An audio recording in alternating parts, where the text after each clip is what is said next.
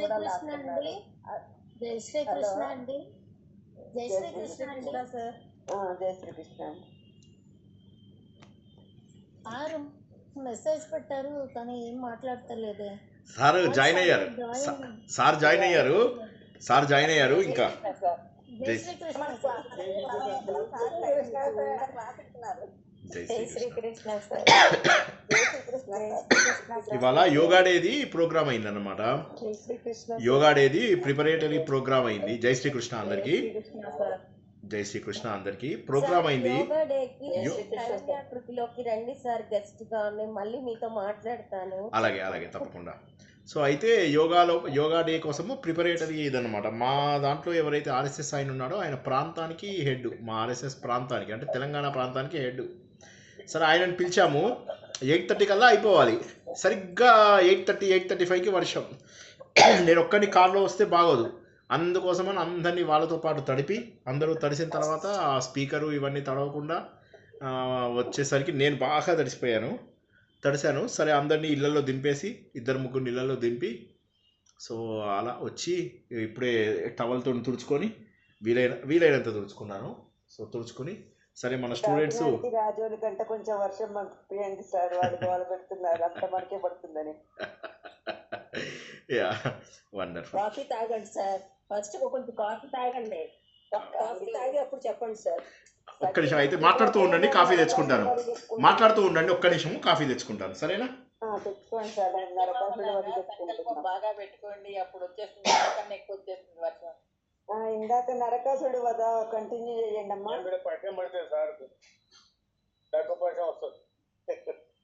ఇందాక ఎవరు పల్లెటూరుకి పంపియండి. పాపం పల్లెటూరులో పంటలు అసలు విత్తనాలు వేశారు, వర్షాలు లేక పాపం బాగా బాధపడుతున్నారు. మీ హైదరాబాద్ లోనేమో బాగా పడుతున్నాయి. మీరు ఎక్కడండి? అది పల్లెటూరు అండి. తెలంగాణనా ఆంధ్రానా? తెలంగాణ. అసలు వర్షాలు లేవు, పాపం విత్తనాలు వేసినా స్లాంగ్ అర్థం కాలేదు. ఇటు తెలంగాణ అని ఆంధ్రాని నడుపుతున్నారు ఎవరు, అంతగా అబ్జర్వ్ చేయలేదండి. మాకు కూడా బాగా పడుతున్నాయండి, మాది తెలంగాణ.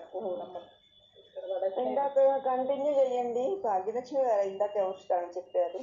భాగ్యలక్ష్మి గారు చెప్పండి అమ్మా, చెప్పండి. నరకాసురుడు భూదేవికి వరాహమూర్తికి జన్మించిన వాడు కదా. ఇద్దరు దేవాంశ సంపత్తులు ఇద్దరు. కానీ అట్లాంటి వాళ్లకు ఇంతటి దుర్మార్గుడు పుట్టినాడంటే చాలా ఆశ్చర్యకరమైనదే కదా. ఎందుకంటే అంత దుష్ట సాంగత్యం వల్ల అంతటి దుర్మార్గుడుగా తయారైపోయినాడు. తయారయ్యి అందరినీ బాధించేవాడు. ఎంతో మంది రాజులను చంపేసి వాళ్ళ దగ్గర నుండి ఆడవాళ్ళనందరినీ తీసుకొచ్చి తన చెరసాలలో బంధించి ఉన్నాడు కదా. అదితి దగ్గర నుంచి కుండలాలను తెచ్చుకున్నాడు, వరుణుడి దగ్గర నుంచి గొడుగుని, కుబేరుడి దగ్గర నుంచి ఏనుగుని ఇట్లా తీసుకొని వచ్చి అంత దుర్మార్గంగా ఉన్నాడు. అట్లాంటి వాడిని శ్రీకృష్ణ పరమాత్మ వాని పాపం అంతా పండి అయినప్పుడు ఆమెను సత్యభామతోటి జయిస్తాడు. మనము కూడా నరకాసురుడిలాగా అంతటి దుర్మార్గంగా అంటే అట్లాంటి దురలవాట్లకు దుష్ట సాంగత్యానికి పోకుండా సత్సాంగత్యంతో ఉంటే అట్లాంటి దుష్ట అలవాట్లు మనకు రాకుండా మనం పరమాత్మను చేరుకోవడానికి వీలుంటుంది. ఎంతవరకు నాకు అర్థమైందండి. అంతే అండి. ఆయన అంత దేవతలకి పుట్టినా కూడా కామక్రోధలో వాళ్ళతో విరాసతో ఉంటాడు. తన వంశాన్ని నాశనం చేస్తాడు. అంటే మనం కూడా అంతే. ఇప్పుడు మనస్సు అనేది శత్రువు. అంటే ఇక్కడ కర్మ వచ్చేమోనండి, కర్మ వల్ల కూడా పాప జన్మ కర్మ వల్ల ఇందులో అనుభవించాడని ఉండొచ్చు. కరెక్టే. పూర్వజన్మ కర్మ ఫలితం వల్ల ఈ జన్మలో అనుభవించి ముక్తి పొందాడేమో. కృష్ణుడు ముక్తి పొందడానికి కూడా అలా వచ్చిండవచ్చు. ఆయనకు ఒక అవకాశం ఇచ్చింటాడు, ఆయనకి అవకాశం ఇచ్చినాడు. అంతటి మహాపురుషులకు పుట్టడమే ఒక మంచి అవకాశం కదండి. అలా తన చేతిలో అతనికి మోక్షం ఇవ్వడానికి అవకాశం ఇచ్చి ఉండొచ్చు అని నా భావన. అది తప్పో కరెక్ట్ మరి చనిపోయేటప్పుడు తెలుసుకుంటాడు. చనిపోయే ముందు తెలుసుకుంటాడు కదా అంతటి తెలుసుకొని గొప్పవాళ్ళు. పశ్చాత్తాపడతాడు. అప్పుడు అక్కడి నుంచి కదా కుండలాలు అవన్నీ తెచ్చి ఎవరికి వాళ్ళకి ఇచ్చేస్తాడు. నా మరణాన్ని కూడా ఒక పండగలా చేయమని కోరుకుంటాడు. వండర్ఫుల్. పండగలా మరణిస్తున్నాను కాబట్టి నా మరణాన్ని అందరూ పండుగలా చేయండి అని అడుగుతాడు. మరణించాలి అని మన మనలో ఉండే మనసులో మరణించాలి. కర్మఫలాన్ని అనుభవించి అతని కృష్ణుడి చేతిలో అంతరాయతి మిరోపశాంతయే శాంత పావనమచింత్య వైభవం తం నరం వపుషి కుంజరం ముఖే మన్మహే కిమపి తుందిలం మహః వసుదేవసుతం దేవం కంసచానూరమర్ధనం దేవకీ పరమానందం కృష్ణౌ వందే జగద్గురుం జననీ జన్మభూమిశ్చ స్వర్గాదపి గరీయసి. మాతృదేవో భవ. భగవద్బంధువులకు, ఆత్మస్వరూపులకు, సత్యాన్వేషులకు స్వాగతం, సుస్వాగతం. భాగవత కథలు ఎన్నిసార్లు తెలుసుకున్నా, ఎన్నిసార్లు విన్నా కూడా బోరు కొట్టవు. మహాభారతము, భాగవతము ఈ రెండు కూడా. కన్యాకుమారి గారు కొద్దిగా మ్యూట్లో పెట్టుకోమ్మా.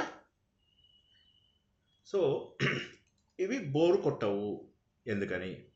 ఎందుకు అంటే వీటన్నిటి లోపల ఒక తీయదనం ఉంటుంది, ఒక మాధుర్యం ఉంటుంది. నాకు నిన్న అదే అనిపించింది సార్. నిన్న అదే అనిపించింది సార్. ఎన్నిసార్లు విన్నా బోర్ కొట్టదు. బోరు కొట్టదు. ఎన్నిసార్లు విన్నా బోర్ కొట్టదని నిన్న నా మైండ్ అదే అనిపించింది. నిజం. కరెక్ట్. విన్న ప్రతిసారి కొత్త ఆలోచన కూడా వస్తుంది, కొత్త అర్థం తెలుస్తుంది. అది కరెక్ట్ పాయింట్. విన్న ప్రతిసారి కొత్త అర్థము, కొత్త సందేశం తెలుస్తూ ఉంటుంది. కాబట్టి ఏంటంటే ఆ సందేశాన్ని మనం పట్టుకోగలగాలి. అందుకోసమే భాగవతం అన్నిసార్లు వినేలాగా భగవంతుడు అందులో రుచి ఆటోమేటిక్గా తెచ్చాడు. ఇప్పుడు మనకు శ్రీరామ నీ నామం ఎంతో రుచిరా అన్నారు. రుచి ఎక్కడుందండి? రామ రామ అంటే రుచి వస్తుందా? ఒక గంట సేపు చేస్తే బోర్ కొడుతుందా? చెప్పండి, ఏం పర్వాలేదు, మొహమాటం లేకుండా చెప్పండి. ఫీలింగ్ లో వస్తుంది సార్, ఆ భావనలో వస్తుంది సార్, భావనలో వస్తుంది సార్. కరెక్ట్. ఫీలింగ్ లో వస్తుంది, తన్మయత్వంలో,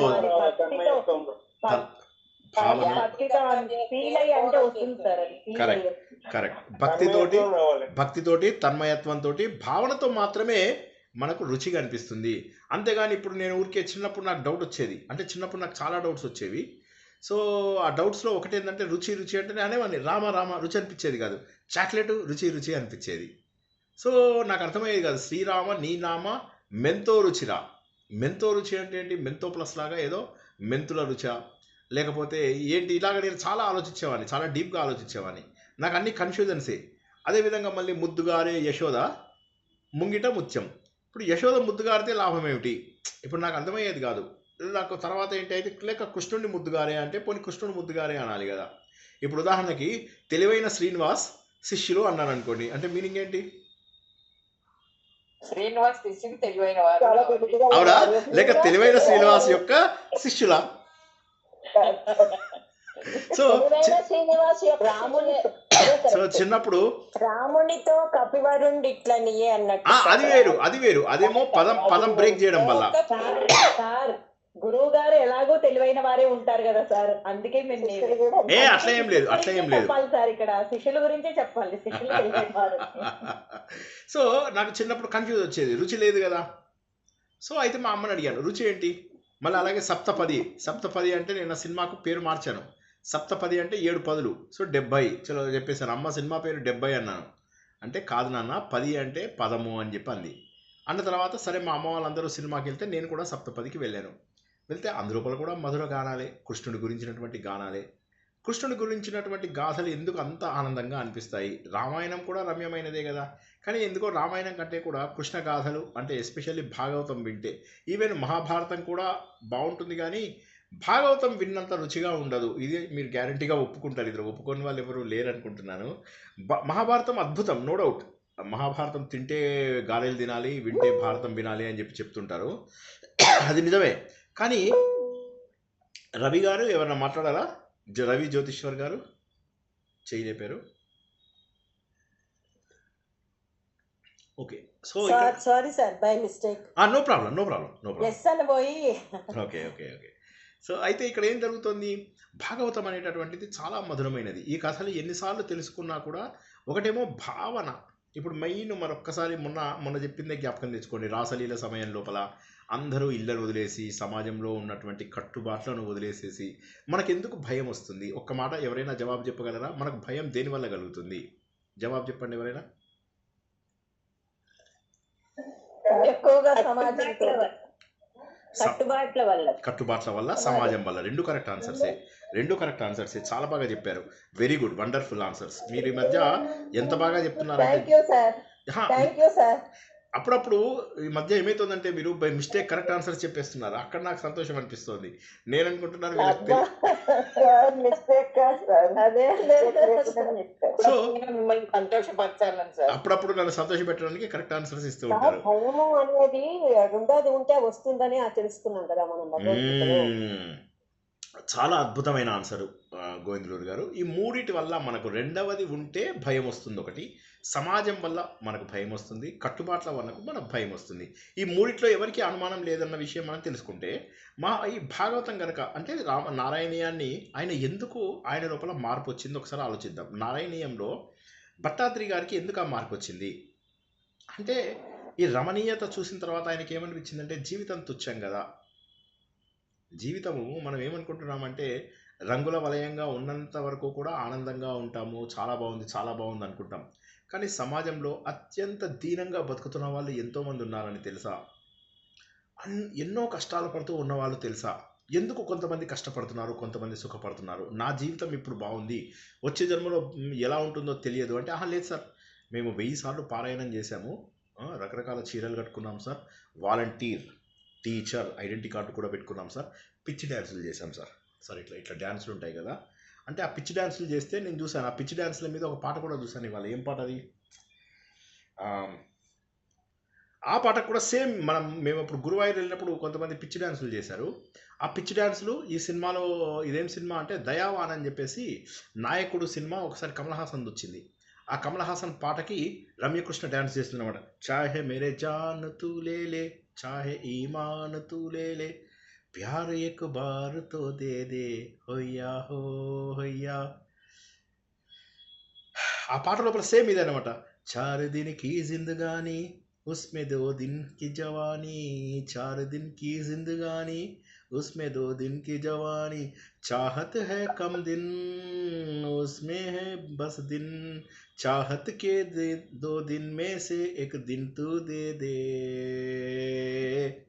चाहे मेरे जान तू ले चाहे ईमान तू ले प्यार एक बार तो ले दे హొయ్యా హో హొయ్యా. ఇది ఈ పాటకి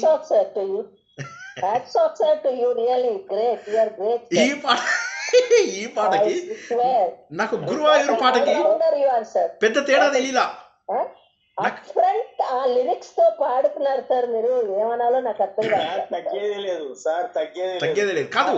ఇప్పుడు ఆలోచించండి, పిచ్చి డాన్స్ అంటే అఫ్ కోర్స్ ఈ పాట లిరిక్స్ బాగున్నాయి కానీ పిచ్చి డాన్సులు అనేవి అక్కడ చేశారు, ఇక్కడ చేశారు. అయితే వీళ్ళు దేవుడి దగ్గరికి వెళ్ళిపోతారా? మరి ఈ పాటలో కూడా లిరిక్స్ బాగానే ఉన్నాయి.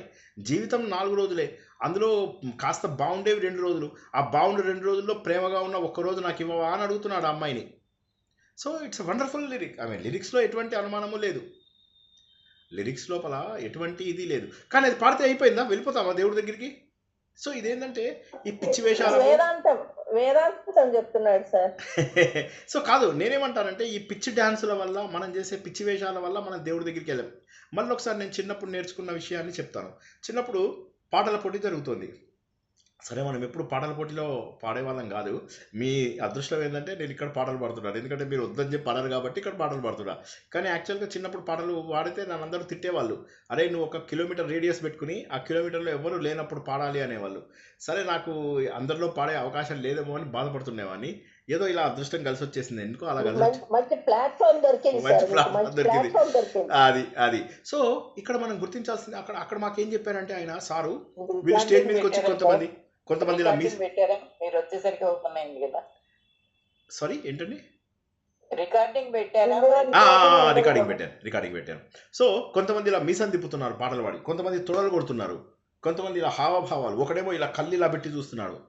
ఆఖరికి జడ్జిల్లోంచి ఒక జడ్జి లేచి అన్నాడు, ఇక్కడ మేము పాటల పోటీ అన్నప్పుడు పాట లోపల ఏం కావాలి, శ్రావ్యత కావాలి. పాట లోపల ఏం కావాలి? పాట లోపల నువ్వు స్వరాలు ఎలా పలుకుతున్నావో చూడాలి. నువ్వు చూసి చదివావా, చూడకుండా చదివావా, ఇవేమీ ఉండవు. చూసి చదవచ్చు పాటలు. మరి కావాల్సింది ఏంటి? నువ్వు ఆ పాటని ఎంత మధురంగా పాడుతున్నావు, స్వరబద్ధంగా పాడుతున్నావా లేదా. ఇవి ఆయన ఏమన్నాడంటే, నువ్వు నీ పిచ్చి వేషాలన్నీ కూడా బయట వేసుకో, పైసలు ఇస్తారు జనాలు అని అన్నారు. ఇంత క్రూరంగా కాలేజ్ స్టూడెంట్స్ని అనడం అనేటటువంటిది అది ఘోరం. నేను ఇంటర్మీడియట్లో ఉన్నప్పుడు అనమాట. ఘోరాతి ఘోరం. సో ఇదే విషయాన్ని మనము భగవంతుడి విషయం లోపల కూడా చూసుకున్నట్లయితే మహోన్నతమైనటువంటి విషయాలు. ఒక్కసారి గోపికలది ఆలోచించండి, మళ్ళీ వెలక్కొద్దాం. కట్టుబాట్లకు దూరంగా, రెండవ విషయానికి భయపడాలి అనేటటువంటిది లేదు వారికి. ఇది భయపడాలి అనేటటువంటిది లేదు. సమాజాన్ని వదిలేశారు, అన్నీ వదిలేశారు, కృష్ణుడి కోసం వదిలేరు. మనం కూడా పాటలు పాడతాం, అయ్యప్ప అయ్యప్ప నీ కోసం నేను వదిలేస్తాను అయ్యప్ప, అన్నీ ఇలా. ఆ పాట లోపల భావం లేదు. వాడిని వదిలేయమని ఇంతలోకి వైఫ్ కాల్ చేస్తుంది, వాడు పాట మధ్య లోపల ఫోన్ చేసి మాట్లాడతాడా ఏంది అంటే, ఏం వండాలి అంటే అది చెప్తాడు అనమాట, ఏదో వండమని చెప్పి చెప్తూ ఉంటాడు. పాటలో ఏముంది? అయ్యప్ప నీకోసం నేను అన్నీ వదిలేస్తాను. అయ్యప్ప వ్రతం ఎంత గొప్ప వ్రతం! మరి దాన్ని ఎంత నియమంగా, అయ్యప్ప వ్రతం అనేది ఏం చెప్తుంది? తత్వమసి అని చెప్తుంది. ఇది తెలుసా అండి? ఇందులో మగవాళ్ళకి తెలిసి ఉండొచ్చు. ఎవరైనా ఆడవాళ్ళు కూడా, పెద్దవాళ్ళు ఎవరైనా వెళ్ళారా అండి అయ్యప్ప స్వామి ఆలయానికి? వెళ్ళారా అండి ఎవరైనా శబరికి? వెళ్ళలేదా? మహోన్నతమైనటువంటి ఆలయం ఇది, మహోన్నతమైనటువంటి ఆలయం. ఆలయం బయట మీకు తత్వమసి అని కనిపిస్తుంది. ఇక్కడ కూడా అయ్యప్ప దేవాలయం మీద రాసుంటే సార్ తత్వమసి అని. అవునా? ఓ, వేరే టెంపుల్స్ కూడా రాసుంటారా? Okay okay okay. అయితే తత్వమసి, నువ్వే ఆ భగవంతుడివై ఉన్నావు, నువ్వే ఆ పరబ్రహ్మ స్వరూపానివై ఉన్నావు అని ఎప్పుడు తెలుస్తుంది? 18 మెట్లెక్కి, మెట్టు మీద మెట్టు, 18 మెట్లు, పరిణతి తెచ్చే మెట్లు. సో మనకు పరిణతి రావాలి. అన్నీ మనము కామక్రోధ లోభ మోహ మద మాత్సర్యాలని దాటాలి, ఇంద్రియాలను దాటాలి. చివరికి 18వ మెట్టు మీద నీకు మోక్షం లభిస్తుంది. 11, 6, 17, 18వ మెట్టు మీద నీకు మోక్షం ఉంది. అత్యద్భుతమైనటువంటి తత్వమసి. ఇంద్రియాలను గనక నువ్వు జయించి కామక్రోధ లోభ మోహ మద మాత్సర్యాలకు దూరంగా ఉన్నట్లయితే 18వ మెట్టు లోపల నువ్వు మోక్ష స్వరూపుడు అయిపోతావు. తత్వమసి, అది అసలు మార్కెటింగ్. అంతేగాని ఈ 40 రోజులు ఇది చేసి 42వ రోజు నుంచి నా సామిరంగా దుమ్ము లేపుతాను అంటే అది ఎలా ఉంటుంది? అది అందులో పాట లోపల భావాన్ని గుర్తించరు. ఇప్పుడు ఓ ప్రభు నువ్వు సర్వాంతర్యామివి అంటారు. వాడు పోయి వేరే టెంపుల్కి వెళ్ళి దర్శనం చేసుకుంటేనే దర్శనం. ఇంట్లోపల దేవుణ్ణి చూడడు, మనుషుల్లో దేవుణ్ణి చూడడు, అందరి లోపల ప్రేమను చూడడు. అందరి లోపల ఆత్మస్వరూపం ఉందా అంటే, ఆత్మస్వరూపం ఉంది అంటే ఆత్మస్వరూపం అని తెలుసుకోవాలి. అలా అని చెప్పి మనం వాళ్ళతో గొడవపడకుండా ఉండడము అవసరం వస్తే అది వేరు, అది వేరు, ఇది వేరు. లౌకికం వేరు. ఒకసారి ఆధ్యాత్మికంగా వచ్చినప్పుడు అందరిలో ఉన్న భగవంతుడిని మనం చూడగలిగే స్థాయికి రావాలి. అది రాదు. కానీ అయ్యప్ప నాకు అందరిలో దేవుడు ఉన్నాడని, నీకోసం నేను అన్నీ వదిలేస్తాను అయ్యప్ప, నువ్వు లేనిదే నేను బతకను అయ్యప్ప. ఇంతలోకే వాడికి ఎవడో వచ్చి చెప్తాడు, కొత్త దేవుడు కూడా వచ్చాడు, ఆ కొత్త దేవుడు కనుక నువ్వు పూజించినట్లయితే నీకు కోరిక 2 రోజుల్లో తీరుతుందని. వాడు అయ్యప్పని కూడా వదిలేస్తాడు. సో అప్పుడు ఏమవుతుంది? అయ్యప్ప కంటే గొప్ప దేవుళ్ళ వేరే దేవుళ్ళు చాలామందికి తిరుపతి తర్వాత పెద్ద పెద్ద స్థానాలు వచ్చాయి. మరి ఆ దేవుళ్ళకి అసలు మన హిందుత్వంతో ఏం సంబంధం లేదు. మరి అటువంటి దేవుళ్ళు ఇలా ఇండియాలో అంతంత డబ్బు ఎలా సంపాదించగలుగుతున్నారు? ఎందుకంటే ఎవడో చెప్తాడు నాకు కోరికలు తీరాయని. సో కాబట్టి ఏంటంటే ఇది భక్తి కిందికి రాదు. కానీ ఒక్కసారి అన్ని పక్కన పెట్టేసేయండి, ఒకసారి సమాజాన్ని పక్కన పెట్టేసేయండి, ఒకసారి నియమనిష్టలను పక్కన పెట్టేసేయండి, ఒకసారి కళ్ళు మూసుకుని ఆలోచించండి. అలా యమునా నది దగ్గర వెళ్తున్నారు. యమునా నది దగ్గర వెళ్తే ఈ మధుర బృందావనం, ఇప్పటి మధుర బృందావనాన్ని తలుచుకోకుండా అప్పటి బృందావనాన్ని తలుచుకోండి. అలా అద్భుతమైనటువంటి కంసుడి కోట నుంచి చూసినటువంటి యూటర్న్ తిరిగినటువంటి ఒక అద్భుతమైన అందమైన నల్లటి అందగత్తె అయినటువంటి యమునా నదిని చూడండి. నల్లటి అందగత్తె ఆవిడ అలా మెలికలు తిరుగుతూ వెళ్తుంది. ఉద్ధృతంగా పైకి పొంగాలి అని చెప్పి చూస్తుంది. ఉన్నవన్నీ కూడా ఇసుక తిన్నెలు. ఆ ఇసుక తిన్నెల లోపల శరదృతువు, అందమైనటువంటిది, అన్నిటికంటే గొప్పదైనటువంటిది శరదృతువు. ఆ రోజునాడు పౌర్ణమి. ఆ పౌర్ణమి రోజునాడు శ్రీకృష్ణుడు ఒక చెట్టు మీద కూర్చుని సమ్మోహపరిచేటటువంటి ఒక మురళి గానాన్ని అందిస్తున్నాడు. అందరూ ఇల్లు వదిలేశారు. అలా ఇల్లు వదిలేసి అందరూ కూడా వెళ్ళిపోతున్నారు. ఎక్కడికి వెళ్తున్నారో తెలియదు. ఒకరిపైన ఒకరికి అసూయ లేదు. అందరికీ కావాల్సింది ఒక్కడే, ఆ పరమాత్మ. అంటే సచ్చిత్ ఆనందం అనేది ఏదైతే అనుకుంటున్నామో, ఆ సచ్చిత్ ఆనందం నాకు కావాలి. ఇప్పుడు సత్ చిత్ ఆనందం నాకు కావాలి. పరబ్రహ్మ కోసం నేను అన్నీ వదిలేయగలను. నేనెవరిని సమాజంలో కట్టుబాట్లకు లొంగినటువంటి వాడిని కాదు. నేనెవరిని బంధములకు లొంగినటువంటి వాడిని కాదు. నేనెవరిని ఆ పరబ్రహ్మలో అంశని. నేను ఎక్కడికి వెళ్ళాలి అక్కడికే వెళ్ళాలి. నేనెవరిని ఒక నదిని, నేను ఎక్కడ కలవాలి, సముద్రంలో కలవాలి. నేనెవరిని జీవాత్మని, ఎక్కడ కలవాలి? పరమాత్మలో కలవాలి. నాకు కావాల్సినది ఏమిటి? యోగము. ఆ యోగము అనే కలయిక కోసం నేను వెళ్తున్నాను. నేనేది తట్టుకోను. నది ఎంతో ప్రయాణం, వేల కిలోమీటర్ల పాటు ఉధృతంగా ప్రయాణం చేస్తూ, ఎంతో మందిని తన లోపల కలుపుకుంటూ, ఎన్నో నదులను కలుపుకుంటూ, ఎంతో తొందర. ఏమిటి తొందర అర్థం కాదు. ఎందుకు ఇంత తొందర పడుతుందో అర్థం కాదు. వెళ్ళి సముద్రంలో కలిసే వరకు కూడా ఆ హడావిడి, ఆ అలజడిని మనం చూస్తూ ఉంటాము. చివరికి సముద్రంలో కలిసిన తర్వాత ఒక్క ప్రశాంతమైనటువంటిది. ఇంకా సముద్రంలో కలిశాక ఇది గోదావరి నది, ఇది కృష్ణా నది అని చెప్పి చెప్పగలమా? చెప్పలేము. అదేవిధంగా వీరందరూ కూడా పరమాత్మ వైపు అలా నడుచుకుంటూ వెళ్తున్నారు. అందమైనటువంటి భామలు, గొల్ల భామలు, వీరందరూ కూడా అలా నడుస్తూ భగవంతుడి వైపు జీవాత్మల రూపంలో వెళ్తున్నారు. ఆయన చెప్తున్న మాటల్ని అందరూ ఇలా చేతులు పెట్టి వింటున్నారు అంటే ఎంత బాగుందో ఊహ ఒకసారి ఆలోచించండి. ఆయన చెబుతున్న మాటలన్నీ శ్రద్ధగా వింటున్నారు. ఎందుకంటే వారికి ఏది నచ్చుతుంది? వారిలో ఉన్నటువంటి ఒక ఆత్మ ఆయనలో ఉంది, అది వారికి నచ్చుతుంది. ఏదైతే భావన వారిలో ఉందో అది ఆయనలో కూడా అదే భావన ఉంది, ఆ భావన నచ్చుతుంది. ఆ భగవంతుడు నచ్చుతున్నాడు. ఆయన మాట్లాడే మాటలు మాత్రమే వినాలి అనిపిస్తుంది, ఇంకా ఏది వినాలని లేదు. ఆ అడవిలోంచి అలా నడుచుకుంటూ వెళ్తున్నారు. వెన్నెలలో శ్రీకృష్ణ భగవంతుడు అందంగా కనిపిస్తున్నాడు. మనోహరంగా ఉన్నటువంటి ఆయన మురళీగానం వింటూ అలా ముగ్ధులై ఉండిపోయారు. కొంతమంది కూర్చున్నారు, కొంతమంది ఆయన కాళ్ళ దగ్గర కూర్చున్నారు, కొంతమంది ఆయన చెంపకు చెంప ఆనిచ్చారు, కొంతమంది ఆయన జుట్టు నిమురుతూ కూర్చున్నారు, కొంతమంది ఆయన నెమలికని పట్టుకొని చూస్తున్నారు, కొంతమంది ఆయన చేతులు పట్టుకొని చూస్తున్నారు. ఎవరికి కూడా ఒకరిపైన ఒకరికి అసూయ లేదు. ఎందుకంటే అందరికీ కావాల్సినటువంటిది పరబ్రహ్మ స్వరూపమే. అందరిలో ఉన్నటువంటిది ఒకటే ఆత్మ. ఈ భావన వల్ల ఏమవుతుంది? ఇంకా వారికి ఏ భయము లేదు. అత్తమామలు ఏమనుకుంటారో అనే భయం లేదు, పిల్లలు ఏమనుకుంటారో అనేటటువంటి భయం లేదు, సమాజం ఏమనుకుంటుంది అనేటటువంటి భయం లేదు, ఎవరితోటి భయం లేదు వారికి. ఇటువంటి స్థితి లోపల ఎంత ఆనందంగా ఉంటుందో ఒక్కసారి ఊహించుకోండి. ఇది నిజమైనటువంటి భగవంతుడి యొక్క భక్తి. నేను పిచ్చి డ్యాన్సులు చేస్తూ, పిచ్చి పనులు చేస్తూ ఇదే భగవంతుడు అనుకుంటే కుదురుతుందా? ఒక్కసారి ఇప్పుడు ఇందాక చెప్పినటువంటి భావనని ఊహించుకుంటూ చూడండి. ప్రతిరోజు ఇదే భావనతో నిద్రపోండి, ఎంత బాగుంటుందో చూడండి. కాబట్టి భగవంతుడు అనేటటువంటిది ఏదైతే ఉన్నదో ఇది ఒక అద్భుతమైనటువంటి లీల. ఈ లీలలన్నీ కూడా మనకు కనిపించినవి కేవలం భాగవతంలోనే కనిపిస్తూ ఉంటాయి. సరే, ఇక ఇప్పుడు ఈరోజు శిశుపాల వధ గురించి తెలుసుకుందాం. ఓకే, ఎవరికైనా ప్రశ్నలు ఉన్నాయా?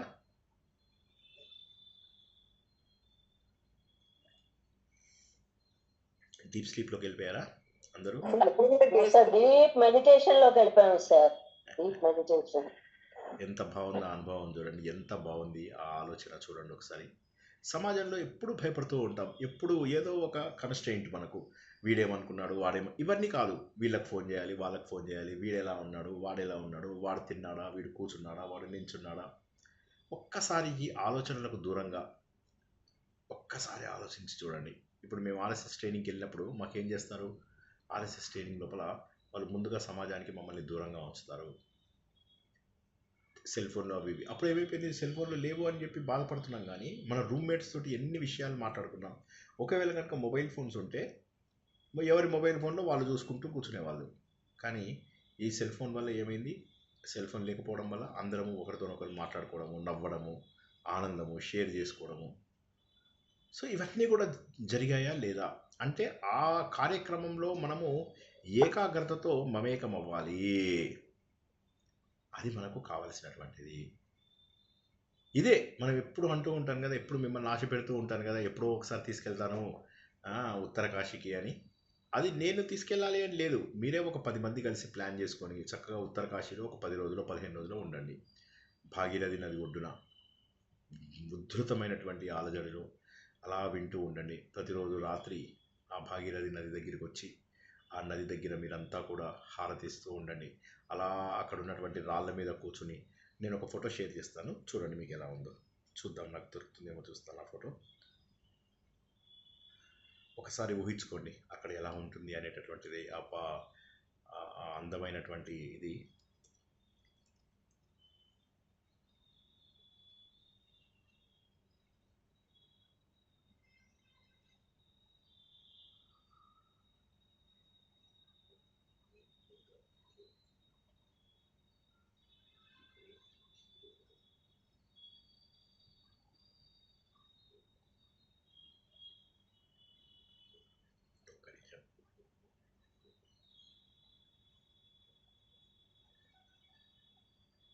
కనిపిస్తున్నాయా ఫొటోస్? ఇది ఉత్తరకాశి.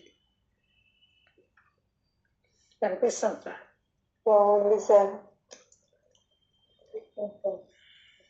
వాటర్ చాలా ఫోర్స్ గా ఉంది సార్. ఇది ఉత్తరకాశీలో ఉన్నటువంటి ఆలయము. దీన్ని ఇలా చేతితో తోసి చూస్తారు. ఇది పెద్ద త్రిశూలం ఇదన్నమాట, అమ్మవారి ఆయుధము. దాన్ని ఇలా చేతితో తోస్తే కదలాలి, అది వేలితో మాత్రమే. కదలుతుందా సార్ మరి? అది కొంతమంది కదులుతుంది. ఇగో ఇది చూడండి ఉత్తరకాశి ఎంత బాగుందో ఒకసారి. ఏం నది సార్ అక్కడ?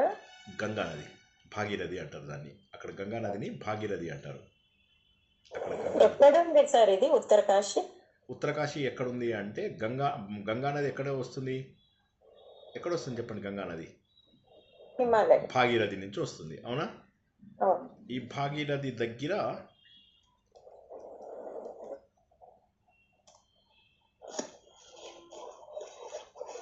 అంటే హరిద్వార్ వాటికి సంబంధమా సార్? ఋషికేశ్ నుంచి ఉత్తరాఖండ్. అవునండి. సార్ ట్రెక్కింగ్ చేశారా సార్? కొంత దూరం, ఎక్కువ దూరం. ఇగో ఇది చూడండి, ఇది భగీరథి నది దగ్గర. నేను మీ వదిన గారు. బాగుంది సార్.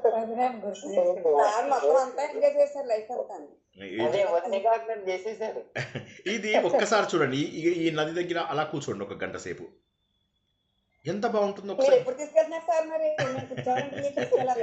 చూడండి. అసలు అంటే ఆ నది ఆ అందం చూడండి, అసలు చూడండి, అది ఆ భాగీరథి అందం చూడండి.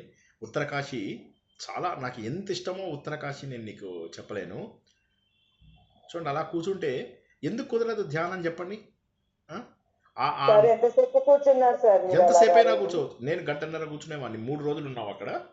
3 రోజుల పాటు గంటన్నర 2 గంటలు అలా కూర్చునేవాడిని అంతే. అలా ధ్యానంలో ఎదుగుతా ఉంటాం కదా సార్ స్టెప్. అలాంటి చోట అసలు ధ్యానం అంటే ఏంటో తెలిసేదే అలాంటి చోట. అడ్డదిడ్డంగా కూర్చుని చేస్తే కాదు. ఇప్పుడు మీకు రాసలీలది వింటున్నప్పుడు ధ్యానము, వెంకటేశ్వర స్వామి ఆలయానికి వెళ్తున్నప్పుడు ఏదైతే ఫీలింగ్ ఉందో, ఇక్కడ ఇది గంటన్నర పాటు మీరు ఆ ఫీలింగ్ లో ఉంటారు. Super sir. ఎక్సలెంట్. ఇది ఆలయము.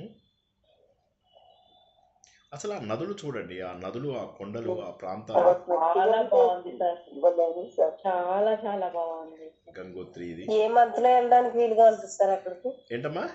అక్కడ ఏ నెలలో వెళ్ళొచ్చండి మనకు అనువుగా? ఏ నెలలో? జనరల్లీ సెప్టెంబర్ లాస్ట్ వీక్ నుంచి అక్టోబర్ వరకు బాగుంటాయి. మిగతా టైంలో ఫిష్ మార్కెటే.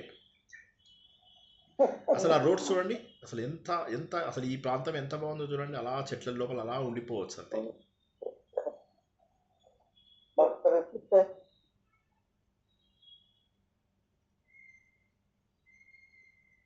ఆ కొండలు చూడండి అసలు. ఇది 2013 అనుకుంటా, 2013-14, 10 years బ్యాక్.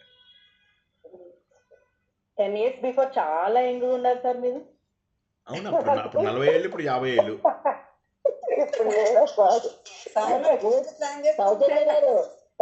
మీరు కూడా చాలా యంగ్ గా ఉంటారు. 10 years బ్యాక్ యంగ్ గా ఉంటారు.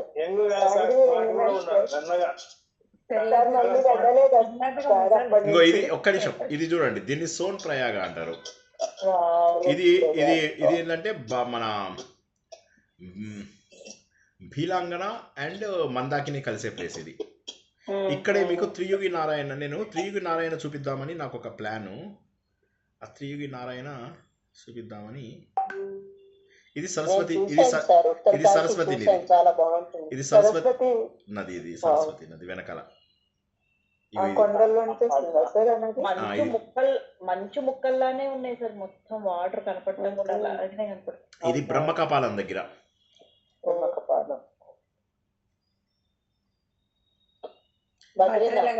బద్రీనాథ్. ఇదేమో మేము వచ్చేటప్పుడు 4 times వెళ్ళాను. 4 times. అంటే బ్రహ్మకపాలంలో కూడా గయలాగా చేపిస్తారా సార్? బ్రహ్మకపాలంలో చేస్తే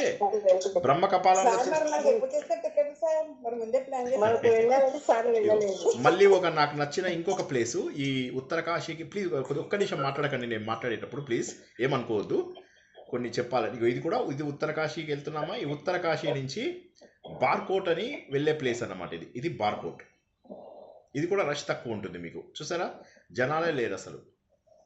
కనిపిస్తుందా? జూమ్ చేయాలా? బాగుంది సార్, బాగుంది కనపడుతుంది సార్. కనిపిస్తుంది. ఎంత బాగుంది చూడండి అసలు బార్కోట్.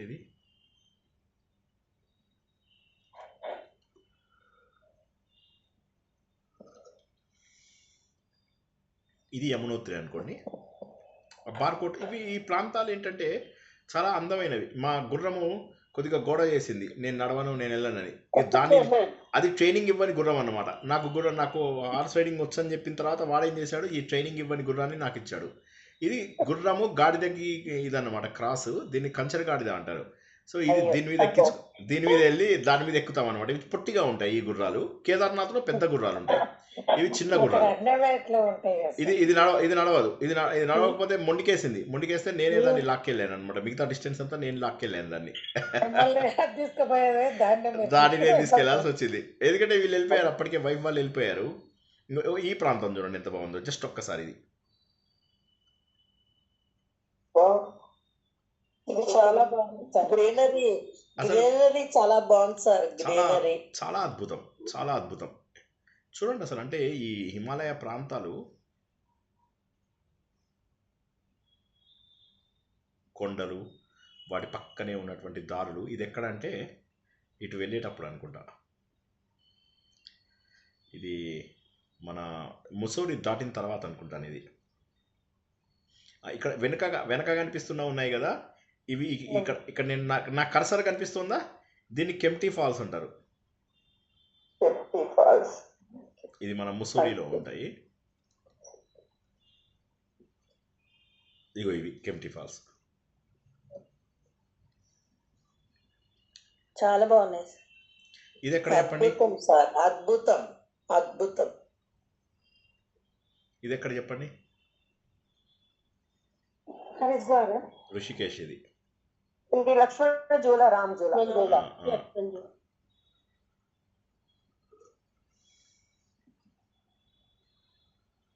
సార్ వైష్ణోదేవి చూసారా సార్? చూసాను, చాలా బాగుంటుంది. కానీ ఇవి హిమాలయాల్లో చార్ధాము, తర్వాత మీకు మొన్న చూపించిన కైలాస్ మానస్ సరోవర్. ఇదేమో త్రియుగి నారాయణ, అక్కడ పెళ్లి చేసుకుంటారని చెప్పే కదా, శివపార్వతుల పెళ్లి జరిగిన ప్లేస్ అది. ఋషికేశ్ దగ్గర కదా సార్? ఋషికేశ్ దగ్గర కాదు, కేదార్నాథ్ దగ్గర త్రియుగి నారాయణ. ఇది గౌరీకుండం. ఇది అంటే ఏంటి సార్?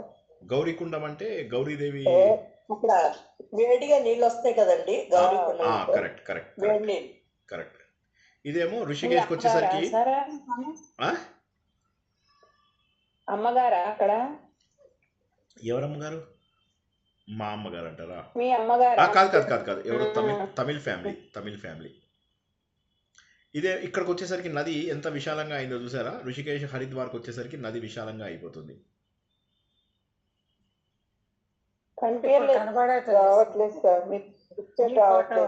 రావట్లేదా? స్టాప్ షేరింగ్ అయిపోయింది సార్. అవునా? మళ్ళీ స్క్రీన్ షేర్ చేయండి.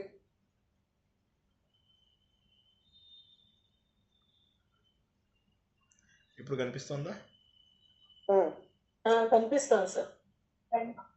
ఇప్పుడు ఇక్కడికి వచ్చేసరికి నది పెద్దగా అయిపోయింది. నది ఇక్కడ పెద్దగా అయిపోయింది. చూసారా ఎంత పెద్దగా అయిపోయిందో నది? అప్పటిదాకా నేరోగా ఉన్నటువంటి నది, దీన్ని శివాలిక్ రేంజ్ అంటారు. ఇది ఋషికేశ్. మనకు 3 రకాల హిమాలయ పర్వతాలు ఉన్నాయి. హిమాద్రి, హిమాంచల్, శివాలిక్ అని 3 రేంజెస్ అన్నమాట. గ్రేటర్ హిమాలయ, మీడియం హిమాలయను, శివాలిక్ రేంజెస్. ఇవి శివాలిక్ రేంజెస్ అన్నమాట. శివాలిక్ రేంజెస్కి వచ్చేసరికి మీకు కాస్త బాగా ఇది కనిపిస్తూ ఉంటుంది. ఈ ప్లేసు పిపాల్ కోటి అని నాకు బాగా నచ్చినటువంటి ఒక ప్లేస్ అన్నమాట. అక్కడ రామ్లీలా నడుస్తుంది. మేము వెళ్ళింది దసరా టైము. అక్కడ రామ్లీలా నడుస్తుంటే అక్కడ చూసామన్నమాట. ఇదేమో త్రియుగి నారాయణ లోపల మేము వెళ్ళింది. నేను చెప్పాను కదా శివుడిది మ్యారేజ్ అయిందని చెప్పాను కదా, అది త్రియుగి నారాయణ. సో అద్భుతమైనటువంటి ప్లేస్. కాకపోతే ఏంటంటే ఇవన్నీ తెలుసుకుని వెళ్తే మరింత బాగుంటుంది. అది తెలుసుకోకుండా ఏదో హడావిడిగా చూస్తే చాలా చూసాము, ఏం చూసామో తెలియదు అని. కాబట్టి ఏంటంటే దేనికైనా కూడా సరైనటువంటి ఏది నేను స్టాప్ షేరింగ్ చేయాలి ఒకసారి. అయిపోయిందా స్టాప్ షేరింగ్ అయిందా? అయింది సార్. సో కాబట్టి మనము ఏం తెలుసుకుంటామంటే ఒక సరైనటువంటి పరిస్థితి, సరైనటువంటి అనుభవం రావాలి అంటే భావన అనేటటువంటిది తప్పనిసరి. కొంత ప్రదేశానికి కూడా ఆధారపడి ఉంటుంది. అయితే ఈ రోజుల్లో ఏంటంటే అది దొరకడం కష్టము. అంతేగాని మనం చేసేటటువంటి పిచ్చి వేషాల ద్వారా భగవంతుడికి దొరుకుతామా? దొరకము. మనం చేసేటటువంటి వేటి వల్ల దొరుకుతాం భగవంతుడికి? పిచ్చి వేషాలు, పిచ్చి డ్యాన్సులు, పిచ్చి ఇవి కాదు. అవి చేసినా పర్వాలేదు, డ్యాన్స్ కూడా చేస్తావా చెయ్యి, కానీ అది భక్తితో, అది ఆటోమేటిక్గా రావాలి. అంతేగాని వీళ్ళు చేసినట్టుగా స్ప్రింగ్ డ్యాన్సులు అవి ఇవి కాదు. సో ఏది ఏమైనా ఇక మనం తర్వాత కథలోకి వచ్చినట్లయితే శిశుపాలుడు ఏంటి? సో జయ విజయుల కథ మన అందరికీ తెలిసినటువంటిదే. జయ విజయులు ఏం చేశారంటే వారు చేసినటువంటి అహంకార ప్రవృత్తి, అంటే విష్ణువు దగ్గర అహంకారం ఉండదు. ఎందుకు? విష్ణు లోపల అహంకారం ఉండకూడదు. ఎందుకు? విష్ణుమూర్తి సాత్విక గుణము, బ్రహ్మదేవుడు రాజస గుణము, శివుడు తామస గుణము. వారు చేసే పనులను బట్టి ఇచ్చింది. అయితే వీరు ఎప్పుడైతే సనక సనందన సనత్ సుజాత సనత్ కుమారులు ఎప్పుడైతే విష్ణుమూర్తిని చూడడానికి వెళ్తారో అక్కడ వారు ఆపడం జరుగుతుంది. వీరిని ఆపగానే ఆయన ఆశ్చర్యపోతారు. వారు నలుగురు ఆశ్చర్యపోతారు. ఏంటి జయ విజయులలో ఇంత అహంకారం ఏమిటి? ఈ రాజస గుణాలు ఇక్కడ ఉండకూడదు కదా అని వారికి శాపాలు ఇవ్వడం జరుగుతుంది. 3 జన్మల పాటు భగవంతుడికి వారు దూరంగా ఉంటారన్నమాట. అందులోపల మొదటి జన్మ రావణాసురుడు, హిరణ్యకశిపుడు, హిరణ్యాక్షుడు మొదటి జన్మ అయినప్పుడు, రెండవ జన్మ రావణాసురుడు, కుంభకర్ణుడు, మూడవది ఏంటంటే శిశుపాలుడు దంతవక్త్రుడు. ఓకేనా? శిశుపాలుడు దంతవక్త్రుడు మూడవ జన్మ. అయితే మొదటి జన్మ లోపల మనం ఏం చూసాము? మొదటి జన్మ లోపల ఒక్కొక్క అవతారాన్ని మనము చేయడం కోసం అని చెప్పి భగవంతుడు ఒక్కొక్క అవతారం ఎత్తాడు. ఇప్పుడు హిరణ్యాక్షుడిని చంపడానికి ఒక అవతారము, హిరణ్యకశిపుడిని చంపడానికి ఇంకొక అవతారము ఎత్తాల్సి వచ్చింది. రెండోసారి ఏమైంది? ఒకే అవతారంలో ఇద్దరిని లేపేశాడు. అంటే శక్తి తగ్గింది. రావణాసురుడు, కుంభకర్ణుడిది శక్తి తగ్గింది, జయ విజయుల శక్తి. మూడవ స్థాయికి వచ్చేసరికి ఏమైంది అంటే వాళ్ళ శక్తి పూర్తిగా తగ్గిపోయింది. శిశుపాలుడు, దంతవక్త్రుడు అని చెప్పేసి వాళ్ళ మేనత్త పిల్లలే వాళ్ళనే చంపడానికి వచ్చింది. వాళ్ళని కూడా చంపడం పెద్ద ఏదో పెద్ద ఇది చేసింది కాదు. చాలా సులభంగా చంపేయడం మనము బాగా భారతం కథ తెలుసుకున్నప్పుడు చూసాము. చిన్నప్పుడే అతడు వికృతంగా జన్మించాడు అన్న విషయాన్ని మనం మహాభారతంలో తెలుసుకున్నాము. ఆ వికృతంగా జన్మించినప్పుడు 3 కాళ్ళు 4 చేతులు ఉన్నాయని, ఎవరి చేతిలో పెడితే అతనికి వికృత రూపం పోతుందో వారి చేతిలో అతను మరణిస్తాడని, అప్పుడు వీళ్ళ మేనత్త శ్రీకృష్ణుడిని బతిమలాడుకుందని, ఏంటంటే బాబు నీ చేతిలో అతనికి 3 చేతులు, ఈ 3 కళ్ళు 4 చేతులు అనేటటువంటి పోయి నార్మల్గా అయ్యాడు, కాబట్టి నువ్వు ఇతన్ని అపరాధాలను క్షమించు అంటే 100 అపరాధాలను క్షమిస్తాను అని చెప్పింది. ఇవన్నీ కూడా మనకు భాగవతంలో ఉన్నటువంటివే. అయితే మనము మళ్ళీ తెలుసుకున్నాం రాజసూయ యాగం లోపల శిశుపాలుడు శ్రీకృష్ణుడిని ఎంతో దూషిస్తాడు అన్నటువంటిది మహాభారతంలో చాలా డీటెయిల్గా తెలుసుకున్నాం. పెద్దలకు ఇవ్వాల్సినటువంటి అర్ఘ్యము శ్రీకృష్ణుడికి ఎలా ఇచ్చావు? ఇప్పుడు భీష్ముడు అంటాడు, అందరికీ ఏంటంటే భీష్ముడికి ఇస్తారనుకుంటారు, కానీ శ్రీకృష్ణుడికి పెద్ద పూజలో మొదటి అర్ఘ్యం ఇచ్చేసరికి ఏమవుతుందంటే ఆశ్చర్యపోతాడు శిశుపాలుడు శ్రీకృష్ణుడి పైన మొదటి నుంచి కూడా అతనికి ద్వేషం. తను ఎక్కడ ఏ పెళ్లి చేసుకుందాం అనుకున్నా శ్రీకృష్ణుడు అడ్డం పడుతున్నాడు. సో చిన్నప్పటి నుంచి కూడా ద్వేషము, ఇప్పుడు మరింత ద్వేషం పెరిగిపోయింది. అయితే ఏమైంది? శ్రీకృష్ణుడికి కూడా తెలుసు ఇంకా ఇక్కడికి రావాలి అంటే తప్పదు, ఇతన్ని చంపవలసిందే అన్న విషయం శ్రీకృష్ణుడికి కూడా తెలుసు. సరే అక్కడికి వచ్చినప్పుడు శ్రీకృష్ణుడిని దూషిస్తూ ఉంటే అప్పుడు మొట్టమొదటిసారిగా సంపూర్ణ మహాభారతంలో, మళ్ళొకసారి జాగ్రత్తగా వినండి, సంపూర్ణ మహాభారతం మనం ఏదైతే తెలుసుకున్నామో ఆ తెలుసుకున్న దాంట్లోపల ఏదైతే మనకు సభాపర్వం ఉందో ఆ సభాపర్వంలో 100 పేజీల పైన శ్రీకృష్ణుడు భగవంతుడు అని చెప్పేసి భీష్ముడు చెప్తాడు. శిశుపాలుడు అంటాడు, నువ్వు తప్పు చేస్తున్నావు, ఆయన మహానుభావుడు, పరబ్రహ్మని గుర్తించలేకపోతున్నావు, నీలో ఉన్న స్వరూపం కూడా భగవంతుడైనటువంటి శ్రీకృష్ణ పరమాత్మనే, ఎందుకు నువ్వు గుర్తించలేకపోతున్నావు? నీకు కళ్ళు బయలు గమ్మాయి, ఆయన మొట్టమొదటి అవతారం ఇది, రెండవ అవతారం ఇది, తర్వాత ఇలా చేశాడు, నారదుడు ఆయనే, సనక సనందన సనత్ సుజాత వీరందరూ ఆయననే, ఇలా మా దత్తాత్రేయుడు ఆయననే, అన్ని అవతారాలు మొత్తం చెప్తూ చివరిగా రామావతారం గురించి చెప్పి కృష్ణావతారంలో ఇప్పుడు ఉన్నటువంటిది ఆయననే. అలా మహానుభావుల యొక్క అవతారాలు మనం ముందు తెలుసుకున్నాం, వాటి యొక్క కంటిన్యూయేషనే శ్రీకృష్ణుడు. ఈయన పుట్టుకతోటే చేసిన లీలలన్నీ ఒకసారి గుర్తు తెచ్చుకో, ఎన్ని చెబుతాడో చెప్పగానే అప్పుడు ఆయన ఏం చేస్తాడు? భీష్ముడిని దూషించడం స్టార్ట్ చేస్తాడు. అప్పటిదాకా కృష్ణుడిని దూషించాడు, ఇక భీష్ముడిని దూషిస్తాడు, కృష్ణుడిని దూషిస్తాడు, పాండవులను తిడతాడు. మరి పిలిస్తే ఎవరు పిలిస్తే వచ్చాడు? పాండవులు పిలిస్తేనే వచ్చాడు. అలాంటిది పాండవులను కూడా దూషించడం మొదలెడతాడు. ఈయనకు ఎలా ఇస్తావు, వీడు ఇలాంటి వాడు, వీడు అలాంటి వాడు, వేరే అమ్మాయిలను ఎత్తుకొచ్చినటువంటి వాడు, వీడు గోకులంలో ఇలాంటి పనులు చేశాడో తెలుసా మీకు, ఇలా ఇలా దుర్మార్గపు మాటలన్నీ అంటుంటాడు అనమాట. అన్నట్టే ఇక అప్పుడు కృష్ణుడు సుదర్శన చక్రం వేశాడు అని ఒక దగ్గర, కత్తితో నరికాడని ఒక దగ్గర ఉన్నాయి.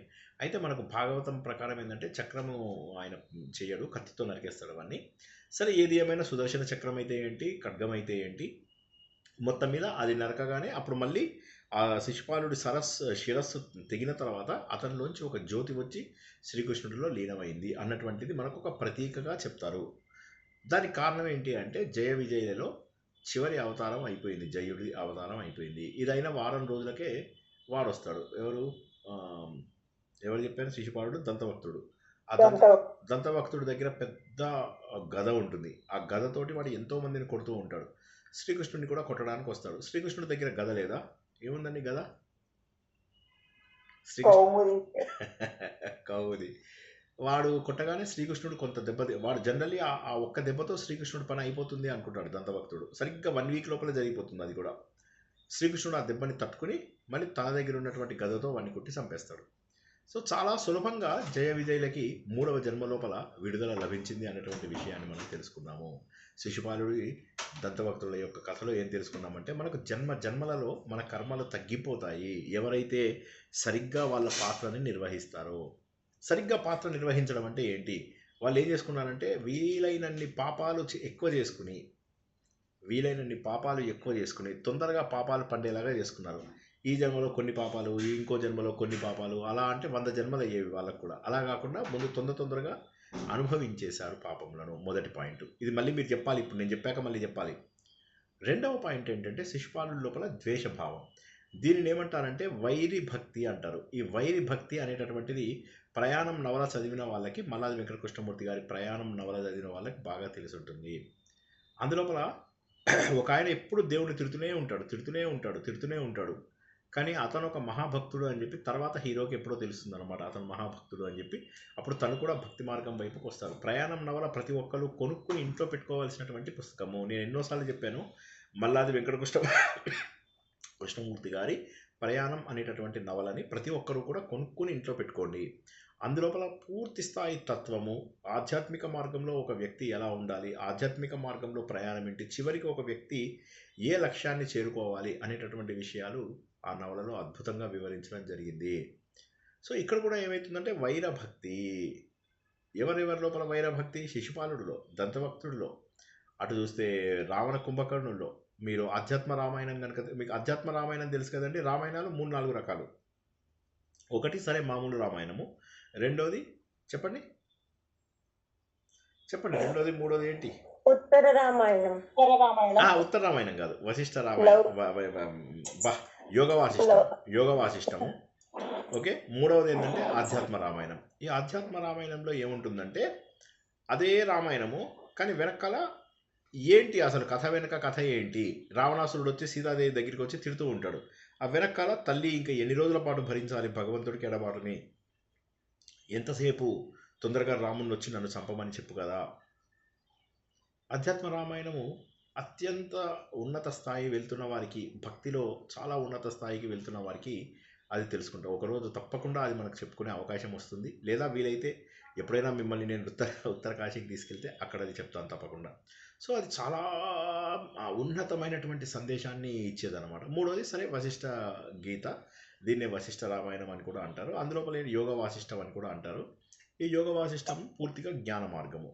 సో ఒక భక్తి మార్గము, ఒక జ్ఞాన మార్గము, ఒక కర్మ మార్గము, మూడింటిని తెలియజేసేటటువంటిది రామాయణం. చెప్పండి, ఇప్పుడు నేను మిమ్మల్ని ప్రశ్న అడుగుతానన్నాను కదా, 3 రామాయణాల పేర్లు ఒక్కొక్కటి ఏం చెప్తుంది? అధ్యాత్మ రామాయణము ఆధ్యాత్మికంగా ఎట్లా ఎదగాలనేది సూచిస్తుంది. కాబట్టి ఏ మార్గం అది? కర్మనా, భక్త్యా, జ్ఞానమా? కథ వెనుక కథనే చెప్తాం. జ్ఞానం, వైరాగ్యం.